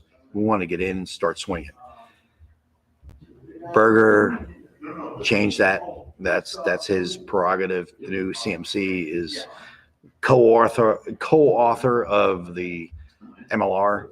I am not on board with that. We need tanks. We need infantry. We need nukes. Nah, I'm just saying. we're war fighters. We want to get into the fight right away. We can't have that the way we are now. Don't give the Marines We're nukes. upgraded I'm just puddle saying. pirates, and that's just my take. But aside from that, next war you cannot go wrong with Mitch's next war. Oh, yeah. And Very, I feel very bad for robust Mitch simulation. because he has to keep up with the fucking changes that are going on with the Marine Corps and with Slight everything tweaks else. to the order of battle. That's all I'm saying. Slight Especially tweaks. in the Pacific, because that changes everything. The MLR changes everything, and you can't have a fucking MLR without a littoral regiment. I mean, I'm sorry, you can't have an MLR without a littoral fleet. So, failure. My opinion. Anyway, Moving on. Marine Corps birthday. Hoorah. You know, military always fall in love. The Marine Corps are about kicking ass and not bothering to take names. Very true. Taking names is for the logistics your people in the rear echelon. 0-100 military time. Yeah, so, what's your beef jerky? Yeah. Well, it's not just about tanks. We lost tanks. We lost Ardy. We lost air. We lost our ability to be a self-contained fighting unit, and that pisses me off. The Marine Corps was the 911 force. We could be dropped in and go in there, kick ass, take names. Then we can have the bigger force, the Army. We're kind of come in out from there. I'm just saying. We're not We gonna can go we there can go for at least because- 45 minutes. And I really do need to sleep. Mhm. Marine littoral Eventually, we regiment. all need to sleep. This was Yeah. fun. Yes, Bruce, it's thanks so Veterans much. Day. I Yes, didn't sorry. know I was coming into the work. Yeah, sorry about hour, that. But I had great fun. Oh, that's totally. We're the Wargaming Yeah. bozo hour is the way we like to think of it. Look at these clowns. I never met a Marine who gave a damn about the enemy's name. They just asked when to fight. Yeah. Fuck 'em Right. and knock them out. You know, the one thing I will say, Mo, is I suspect all of that comes back the next time the Marines really have to fight, because you can't really fight without that equipment. That's true. So, you know, we go through this design phase of, this is almost like somebody taking over. Well, you didn't design the game I want, so I'm going to take it over and make it my design. Yeah. Because I actually can't come up with my own game, so I'm just going to hijack your design to be whatever this guy wanted to see as a force. But the truth is that function of first in, go in, get a beachhead, hold until right, that as a strategic capability does not go away, and we have to have it if we're going to be a global power. And that's one of the things that reality ultimately put a lot of that equipment back into the core. that's one of the things that annoys me, and I take it personal because the old saying is, and this sounds cheesy, but it's true. Once Marine, always Marine. We love the Corps. We love our Corps. We love all the guys that are doing, all the guys and gals that are doing this shit. And the thing about it is, we're not going to be as effective. I think Berger fucked up big time. That's just my opinion. And a lot of previous generals feel the same way. We're meant to go in there, punch people in the face, take their shit, and then move on from there. We may have created a capability that we need to develop. Yeah. The Marine Corps wasn't the place to do it. No. I'm reminded of a number of American Civil War examples of really fabulous sounding doctrinal ideas that ended up not working and ended up getting shit canned upon contact with the enemy. So these things do tend to shake. These do tend to shake themselves out in the real world. Bruce, thanks so much. Bruce, thank you for stopping by. I appreciate it. Fun. All right. And it has been awesome finally getting to meet you. Yeah. All right. So we've been running for over 3 hours. And it we is got another almost midnight right now, but we're out of Coca-Cola, which is problematic. We're old. We're old. you. We're old. We're old. Yeah, no, I definitely You're can't. old. I can't low crawl. Well, I can You're low crawl real easy. I can't get up. And go low crawl. Yeah, that's a problem. Low crawl the shit out of this place. What are you talking about? That's accurate. Yeah, that's true.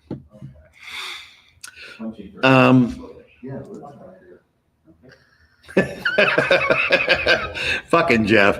I heard a jarhead and thought I better check it and That's see who right. was selling. Where he lives, this is probably exactly what that means at the local bake sale. Yeah. Hey, Ron, I'm going to go fuck up your Haji's positions right now. There you go. We're going to make some slight modifications. Hope you don't mind. Hexy arrived. That's true. We can't. This is Sexy Hexy. that's But right. we'll go back to Wargames here in a second. Possibly. No, we will. Is this going to be like a Dan's toilet thing? No. It's just it's the Marine Corps birthday, and now we're going. No, into well, yeah, Veterans that's fair, Day. and it's you, so I get it. I'm just saying, I know there's a lot of people in the professional war game space. They were influential in pushing this Force Design 2030, which is utter fucking bullshit. The reason why is because, number one, if you want us to get in there and chuck missiles at, China ships for area denial, we go in there, we want to go in and punch people in the fucking face and take them the fuck out of the fight. That's just the way we are. I'm older, I'm slower, I'm still a Marine, and we still have that attitude. If you want us to go in there, chuck missiles, and take them out of the fight, you got to give us fucking boats to do it. Navy's not doing it, so MLR is a failed concept out of the box. Sorry. CMC and the co-authored new CMC can push it all they want, along with the theoretical wargame designers, professional wargame designers that push this bullshit.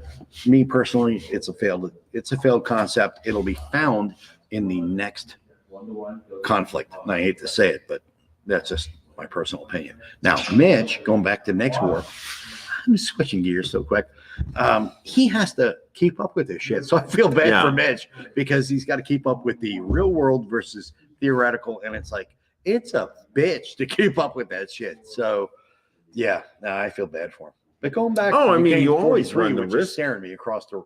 You always run the risk of your modern design based on the latest available data being obsoleted 6 months later, right? Mm-hmm. There's a famous example of a science fiction story, I want to say by Larry Niven, that was How like, the fuck did you miss this, Jeff? that.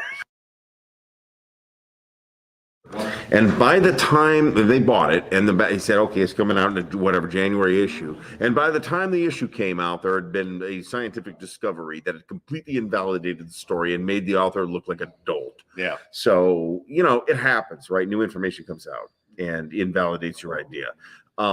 New practical experience comes out, invalidating the fancy theoretical thing that some people in suits had come up with at some point. So, or sometimes validating those ideas. Who knows, right? It's ultimately the test is going to be contact with the real world. John Longshore says local church is selling pasties. Wife has told me I need. It's not what. What denomination is this exactly? What the fuck pasties are you selling? You pasties, pastries, or you could mean a I don't know. I love John. Do I want to know? I'm not sure. I want to know. I might be okay. Actually, you're a bit late. You're literally 3 hours late. Okay.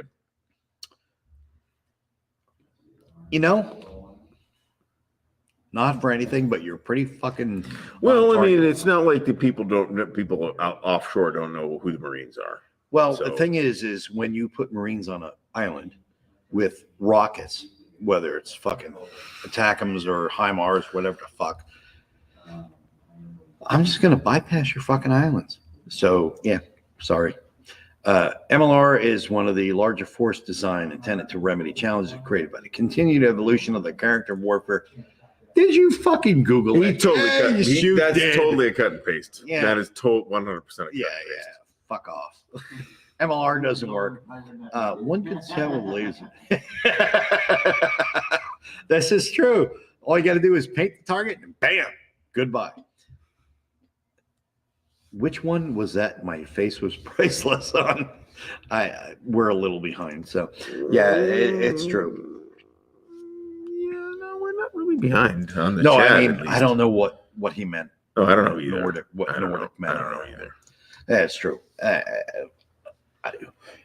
There are some things I wear my heart on my sleeve for, and that is one of them. Yeah. All of them. I'm pretty open on those.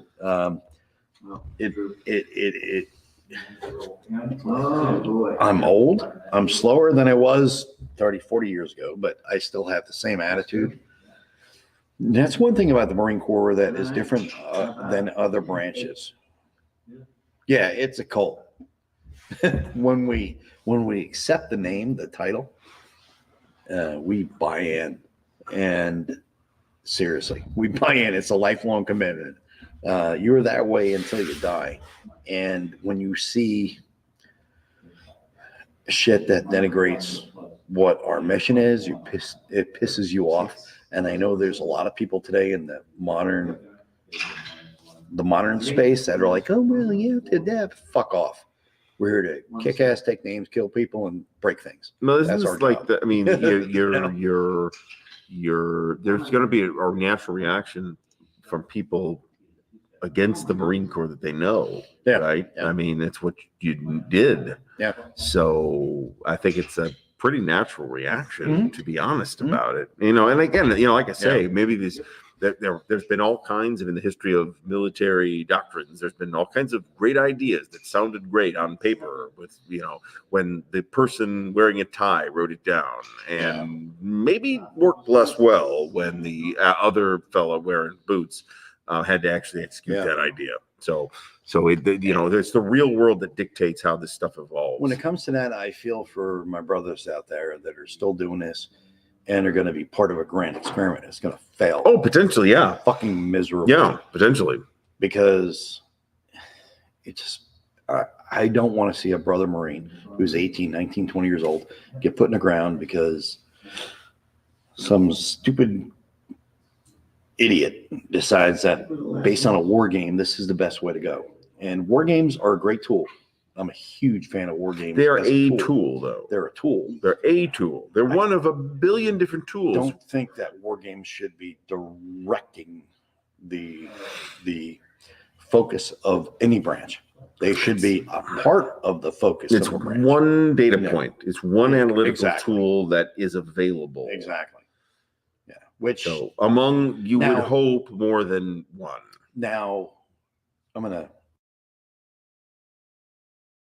Now, Sebastian Bay, who I absolutely adore. He's Sebastian's a brother Marine. great. He's a brother Marine.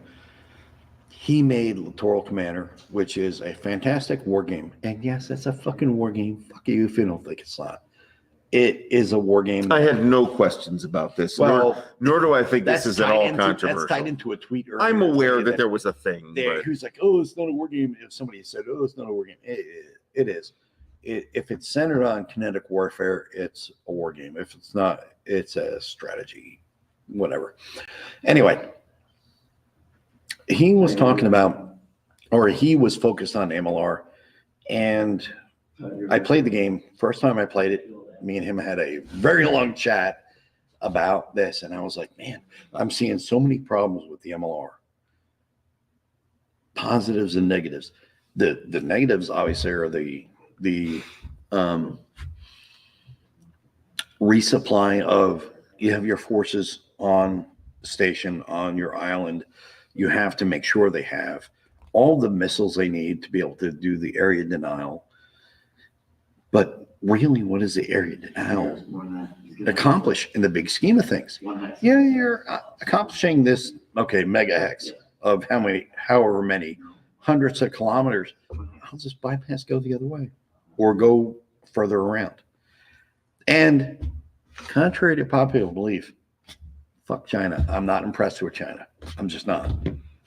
There's a fella on somewhere online. I don't know where this guy's like based, who kind of talks a lot about the challenges China is facing. And, you know, it's not all sunshine and roses over there either. They got significant problems that, you know, we here, you know, in the glass half empty side of the world, you know, tend to think that the biggest problems being faced in the world are being faced by us. I don't know that the Chinese problems are any less serious than ours. Hmm. So, you know, huge population problems, population crash. They're, you know, if 50% of your population is 65 or older, I mean, what do you do? Yeah. Right? How does that create a functional? I mean, there's issues over there too that we maybe have less visibility on. It's kind of where I'm going with that. What does a 60-year-old Marine do? I'll tell you. Complain about what the 20-year-old. I'll tell you in a couple. I'll tell you in a couple of years. I love you, Nordic. I really do. But I'm going to tell you, I'm going to bust your balls right now. It's like saying, I was almost a fucking NASA rocket scientist. I was almost a quarterback for the St. Louis Rams. I'm sorry. I love you, dude. But okay, you had a commission tossed my way, destroyed your knee. Okay.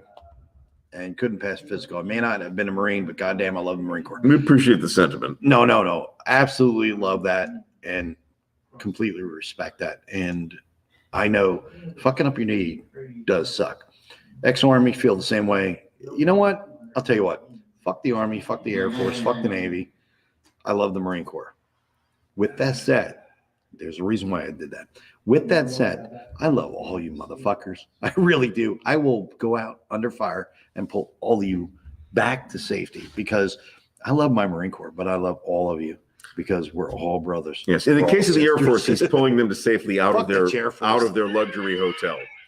So it's I know. It's under fire. It doesn't matter. But it's been 30 years since I've been out, and I know I can run 20. I can't run 25 feet, but I damn sure can remember how to clear a house, and as long as it's not in the video. Fuck you. We do fuck that up in the video game. Let's see what else we got. Many hurts. Yes, I understand. Even I understand. You know, if you're not passionate about your branch, okay. If you're not in the military, you should be passionate about the force that is our military. So yeah, you should be. We all need to be knee deep in Mop 4 to train. Fuck Mop 4, it sucks. Or in my case, sitting in command cupola warming my toes on a breach. What the fuck kind of bullshit were you in? You were just sitting on a tank in a TC's cupola warming your toes on a breach. Okay. Nordic says China has zero capability to project. Yes, exactly. I don't know about zero, but I mean certainly Zero it's capability far to project less its than military strength American beyond their immediate capability in land this borders. respect. So my response to China is fuck you, eat cruise. So I mean, the real danger Yeah. is the worry is that that China's problems will cause Chinese leadership to do something foolish. That, you know, may be a thing that causes enormous damage worldwide, right? I'm more concerned about that. I don't think it's quite true to say they have zero force projection capability. I mean, clearly that capability is way less than we have. Yeah. However, that's indisputably it's less than what the Russians have, and the Russian capability in this department is questionable. Russians aren't even near pure. Yeah, no. China is not. No. Okay. Bad words I'm going to say here. Oh boy. Russia is not near peer. China is barely near peer. I mean, in what dimensions are we talking? The question is always more complicated than this. All dimensions. Right. Our Navy is better than theirs, and our Navy has issues. Well, yeah. Well, I mean, their economy is a factor too, Yeah. right? But their economy is they're having an economic crash right now. I mean, our Navy is running into undersea mountains and they're running into boats. Hey, mishaps On the surface. occur. I'm all saying mountains just spontaneously appear It's the sometimes. training. It's the training. Well, obviously. There's too much CBT. There's not enough hands-on. That's the issue. Those are issues right there. But I'm not buying into the China threat like I did the Soviet threat back in the day. That was all about making money. It's a different, but it's also a different situation. The dynamics of the situation are quite different. There is a rivalry between China and the United States, but there is also considerable economic connection between China and the United States. Do we imagine that they will just if they had the capability, they would just nuke us and remove the market that imports all their stuff? I was going to say, if they nuke us, they're fucked. Yeah, so these are always more I mean, this kind of sloganeering that is extremely popular nowadays, I think, is unhelpfully reductive. I am not 60. He's not Yet. 60 yet. Right. So not, Close, right. but no. Right. Are you older than me? I think you're a couple years older than me. 56. Okay, a couple years older than me. Yeah, I know you'd be pulling me out of shit. So I'm counting on that. Hey, you know what? Hey, I always say when it comes to the squids, we love our docks. Never look down on a dock, because you never know when a dock is going to be looking down on you. Meaning when you're on your back, you're shot, they need to protect you. They need to save you and stuff like that. So yeah, always respect our corpsmen. But the rest of you squids, fuck you. Love you guys. But who's this youngster, Nordic Maelstrom? Is he just turned 40, or is he just pulling our leg? What the fuck is 40? I've never heard of this astronomically low You are number. entirely too young to be wargaming. Yeah, You need no to come kidding. back in about 20 years. We mentioned this earlier, 3 hours ago. There was a decent number of younger people in here, right? I mean, it's not like half or anything, but it's not like there's no people under 50 in here either. So Okay, you were in Phantom Fury, so you were in Fallujah too. was that the first one Star Wars movie? That was the second one, yeah. Okay. Now, Phantom Fury of the Furious Fist. I'll tell you what, the Army watched the flanks. When it comes to Phantom Fury, you guys did a great job. There's really not much to say other than there's a lot of sibling rivalry when it comes to the military. Of course. In the end, it comes down to we're all the same. We're all gonna, I'll pull you out as quick as you'll pull me out under fire. But in the end, here comes Aaron again. Regional parent. Who is here, by the way, and who could just come down and we can put him on camera. But he hasn't. He's up in his hotel room. Another hotel. He's at another hotel. Okay. But yeah, I mean, Achilles, going back to your point, in the end, we're all the same. There's a lot of sibling rivalry between branches, but I'll pull you out as fast as you'll pull me out of the fire. But it's all Derpo camera. Navy corpsman in Vietnam. I respect him too. He pulled a lot of Marines out of this shit. Correct. Exactly. You guys are awesome. 3 hours. Holy shit. We're Over 3 3 and a hours. half. We're at 3.5. We're at 3.5. It's 12:16. And I'll be honest, I don't need to go to sleep, but I probably need to go to the bathroom. That is true. So Could you guys go with a 5-minute bathroom break? We can play music. we could do. Or we can do shift work. Yeah. You go and then I go. We can do that. I can talk. I can bullshit for 5 minutes. You're reclining in bed in comfy pillows. There You know what? That sounds- He's going to go to the bathroom. Then I'm going to go over and fuck up your Haji position. And then claim it's the bathroom break. Yeah. Right. I mean, we had Hey, nothing. Ron. We had nothing to do with that. I don't know what happened there. That was that dude that walked in his underwear inexplicably an hour and a half ago.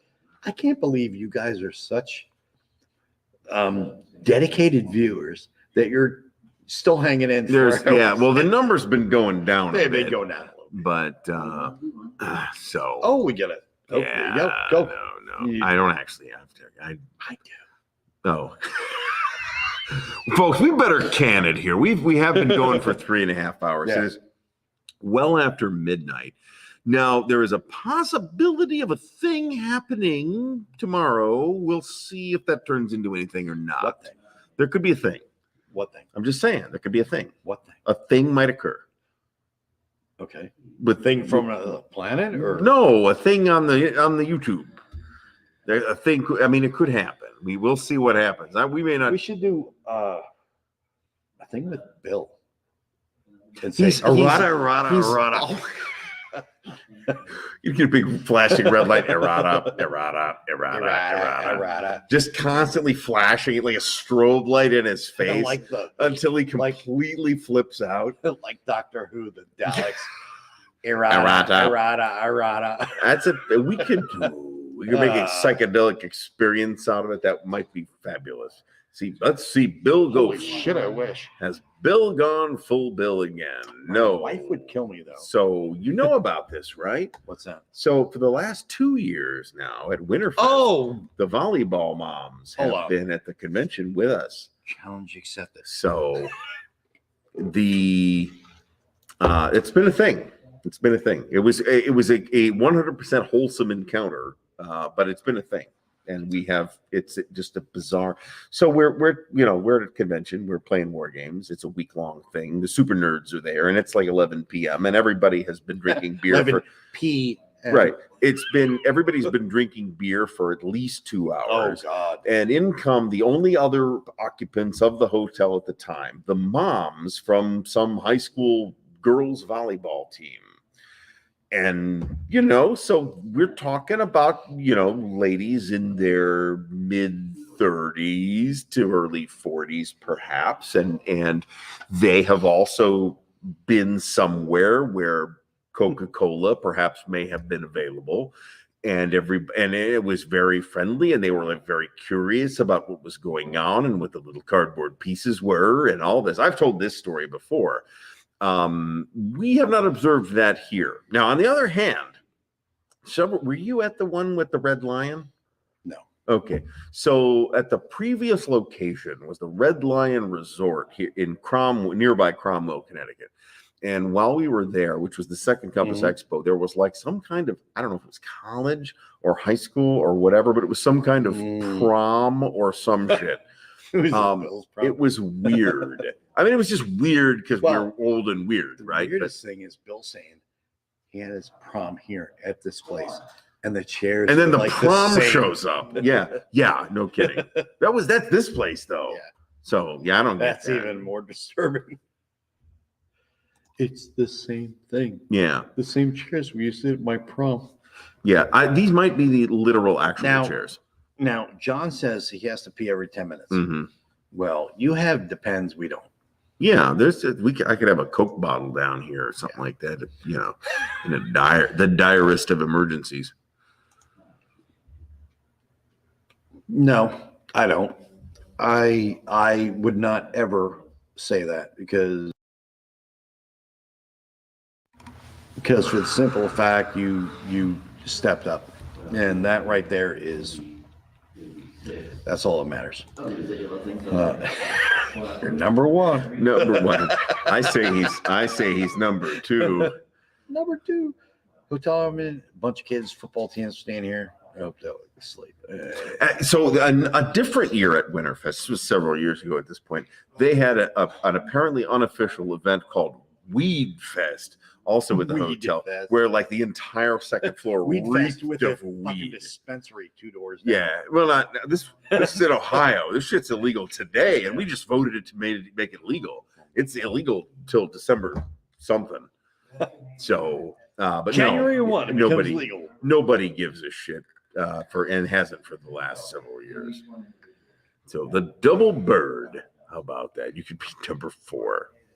So clearly, the double bird is required. The quad bird. The quad. We're down on the quad. So that's fantastic. You are number 4. You are number 4. Nah, we love you, Nordic. You're number 2 times 2. We love you, Nordic. So we all love you all very much. Now, I keep fucking staring at that Ukraine 43. Gene, Gene. Oh, I don't know why. Gene. Is that even Rip- on rip the P500? motherfucker. No. Is this a Simonish thing where Mark just doesn't want to do it? I Or gotta ask Mark. Dude, Well, there you why go. the fuck do you not want to reap? yeah, I mean, I would grab it. I Hell would yeah, happily I get would. it. That's the one I want. I've got of them the all. And 4X games. well, I all want the one. No, that's not. I don't have them all. I don't have France 40, but that's coming again like in the next couple of months. Much So- love, guys. Yeah, I don't know what happened to yours that in. copy of Victory Games Vietnam that I Yeah, wanted to yeah. buy because that never materialized. Yeah. My dad served in Marines Vietnam, 67, 68, was first Marine Air Wing in Da Nang. No, there you go. Swing with the wing. Love your dad and much respect to him and all the veterans. It's Veterans Day. Does not matter what branch. It does for me. No, it doesn't matter. All branches matter. And you know what? I'm gonna say something that's gonna sound a little funny. Everybody picks on the puddle pirates, and I just did by calling them puddle pirates. But the Coast Guard, everybody belittles the Coast Guard until you go out on your little dinghy or your little sailboat for a pleasure cruise, and a fucking hurricane rolls in. Who's the motherfuckers that are going to go out there with giant brass balls to save your ass? The coasties. So respect your coastie pals because they have big balls. And then we have a coastie right there. We still have a coastie. Yeah, Here. there are only 3 other people in this room right now, aside from Moe and myself, by the way. So we have outlasted essentially the entire rest of the convention. Exactly. The official Compass Games crew left hours ago. What do you mean So- your father liberated Dutch Village, John? You did. Your father might have liberated a Dutch village. No. What would he have done in World War I? I was thinking of the Anglo-Dutch Wars, Yeah, actually. the Anglo-Dutch I don't Wars. know about that. Liberated some Dutch shipping. Even the Coast Guard. Yeah, absolutely they do. Sure they do. Of course they do. Because everyone picks on the coasties till they're out there on a sailboat and go, holy shit. They gotta get fished out of the Yeah, drink. and you need the people with the big giant balls to come out there and save you. All right. So I'm surprised Coast Guard is able. That's true. This is a good point. This is a very valid point because Ballast. They have excellent ballast. yes, it's all about the ballast. And they're giant flotation tanks. Very true. Very true. Because, who the fuck wants to be out there in that shit? No one does. They do. So, but anyway, I think we're not going to make it to 4 hours. No, we're close. This is like an hour longer than last year. It was. So we Yeah, got we did. started earlier last year. Yeah, we did. Though, like But an we had hour and a lot less half earlier. fucking mistakes with this. Yeah, so remind Ardy prior to next Compass Expo to remember the beverage. My cameras worked better last year than this year. Last year it was completely seamless. It was like you pushed a button and that It was was it, done. and everybody was Yeah. happy. This year it's been So- constant ding, ding, ding, Yeah. ding, ding. Fucking- What the fuck We're is this poking thing at doing? you guys. Yes, we're poking at Sony actually. So yeah. This is all Fuck Sony's Sony. fault. So their official Sony sponsorship message. This message brought to you by Sony. Fuck Sony. Don't buy their stuff. This is true. So This is true. That there is a great video where I think it's one of my favorite videos. Kosi jumping on a sub and pounding on the friggin' hatch, going, "Open the fuck up!" as they're going after a friggin' cartel sub. That is great. I gotta check that out. Yeah, it's greatness. He missed Vietnam, and Iceland can't penalty. Hey, speaking of Iceland, they just got hit with 1,400 earthquakes in the last 24 hours. So a lot of volcanic activity going on in Iceland right now. Well, it's literally a volcano. It is. So Lieutenant Dan. Lieutenant Dan, different Dan. Thank God. A different Dan. Let me tell you. Bananas. Holy bananas. shit. We almost show- got all the way through without a Dan reference. The show we mentioned him earlier. in We the did show, earlier. but we can't go let an opportunity like this pass without making fun of Dan. Let's be serious now. Mushrooms. I got my mushrooms, my weed farm. I got 17 plants and a fabulous toilet. So, Honoring the honorable. Yep. Absolutely. Absolutely. so can you just imagine I'm gonna go take a shit on my amazing toilet today. It's gonna be amazing. What an amazing anus flushing experience this toilet has been. What my a delight God. it is to poop on this thing every single day, where it turns Holy my poop into a shit. delightful puree that We have is gone for war games to shit. flushed directly into Hudson Bay. Okay, so let's bring it back to war games for a moment. Okay, Excuse so me. we were talking about Napoleonics and stuff. Napoleonics. Somebody put out a comment for me and for Ardy specifically as to what you want to play. We will make it happen sometime in the future. Probably not till after or around the holidays time. Yeah, We yeah. will play a game with you online, live and recorded, Sure, let's do it. of your choice. Do not pick shitty games. Don't put we got a veto. We got a veto over this. So if you pick something shitty, it ain't getting played. There were some. It's got to at least be good. I'm getting tired. So Jeff, I've had I know you were. I know you played some 6 days of Fallujah with us. So that can't count. Although it could for fun, but this is true. But the surprising thing is I've had too much coffee today. Actually, a lot of Coke. Yeah. No, I could have had more Coca-Cola. Delicious amber colored Coca-Cola that we ran out of. Thank you, Moe, for remembering the Coca-Cola. He was MP in 1951, Fort Devens. Mass, he escorted. When did MacArthur get cashiered exactly? I don't know. John, you'll remember. Yeah. I shall return. And he did. No, he did not return, in fact. That's fair. Thankfully. This is a fair statement. One of a kind experience here, folks. You are not getting. Yeah, we are. We talked about this. I actually talked about this with Gilbert earlier. Everybody's like, shut up, go to bed. Everybody's got to kind of be their own person on this thing, right? I mean, if I'm trying to be the player's aide, it's going to be a disaster. Nobody's going to watch it. I'm going to look like a phony. And if you tried to be me, you wouldn't work either. Yeah. So everybody's got to be themselves here. Yeah. So if it is a war game show like no other, then that is a statement I will happily accept. That's the point. Right. And there's 25 people foolish enough to still be watching here at this o'clock. If we wanted to be the player's aide, we'd be like, and in the beautiful boards of wargaming. Oh God, I could totally make fun of that. I could the beautiful boards of wargaming, brought to you by the cast of the Love Boat. So, Love Boat. that makes me want to do that video. Lewis Marathon. Are we gonna do like a fucking? That was that telethon. Okay. Well, think about it. You know, we don't necessarily need an answer at this exact minute. 50. Was it that late? 54? That sounds late. I'm not questioning that number. That was post Korea. Yeah. Well, it was during Korea. Well, this is during Korea. 54 is during Korea, right? 53. Since it's technically still going on, right? Yeah.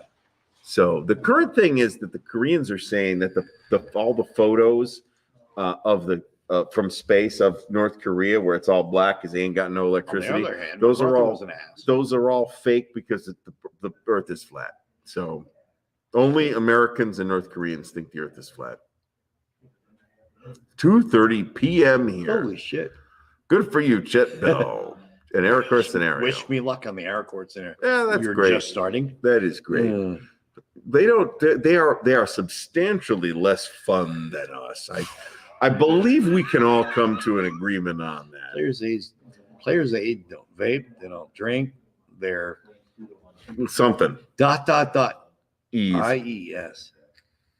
I don't know what that means. I do, but it's 1 a.m. That's why. I'm only kidding. Okay. I know what it means. Yeah. I have. It's great. Flying colors. I like it a lot. Monty Pythons. Wasn't there a game of that happening here earlier? Like maybe today or yesterday? I think there was actually. I do not know. It's a good game. Good game. Good. I was so wrapped up in Iron Armor that I paid no attention to anything else today. Tomorrow, I'm going to try to pay attention a lot more, including Second Flusion. I'm going to fuck up your Hodgies, Yeah. Aaron. Ron. So, all right, folks. I think it is time. I think it is time. Churchill's not a war game. It says literally On the back it of the literally box. says on the box, which Mark wrote that text. Yes. This is not a war game, but it's Drunk Monkey. yeah, Monty drunk Python monkey. Flux. Monty Python. Is that just a series of totally random words strung together? I feel like Flux or Pirate Flux. I don't know what any of that means. I've never played Flux or any of the Flux related family of things. Not for me. No, I feel like that's a thing that people that like Munchkin would like. I fucking despise Munchkin. And it's not, that's not a thematic problem. I just hate Munchkin. I thought it was a miserable experience. Sorry. Many camera. Also, I'm tired of having to deal with this camera every 10 it seconds. kind of sucks. But we went for almost 4 hours rambling in. Which is probably a record in some book of some kind. Last year, I don't remember. It wasn't this long. We ended up in It wasn't this long. We ended up bullshitting out in the gas parking station lot for an across additional the 4 street, hours. and then, But that's different. that was totally different. Yeah, you guys don't even get that part of it, but yeah. Yeah. I don't know what we said, but it was awesome. Yeah, it was fun. But thanks for tuning in, guys. We really appreciate it, and I think we're 1:30. It's time to go to bed. I'm tired. We will catch you guys next time. And we appreciate the perseverance through these intense technical difficulties brought to us by equipment that was too expensive. Fuck you, Sony. So, Sony, go fuck yourself.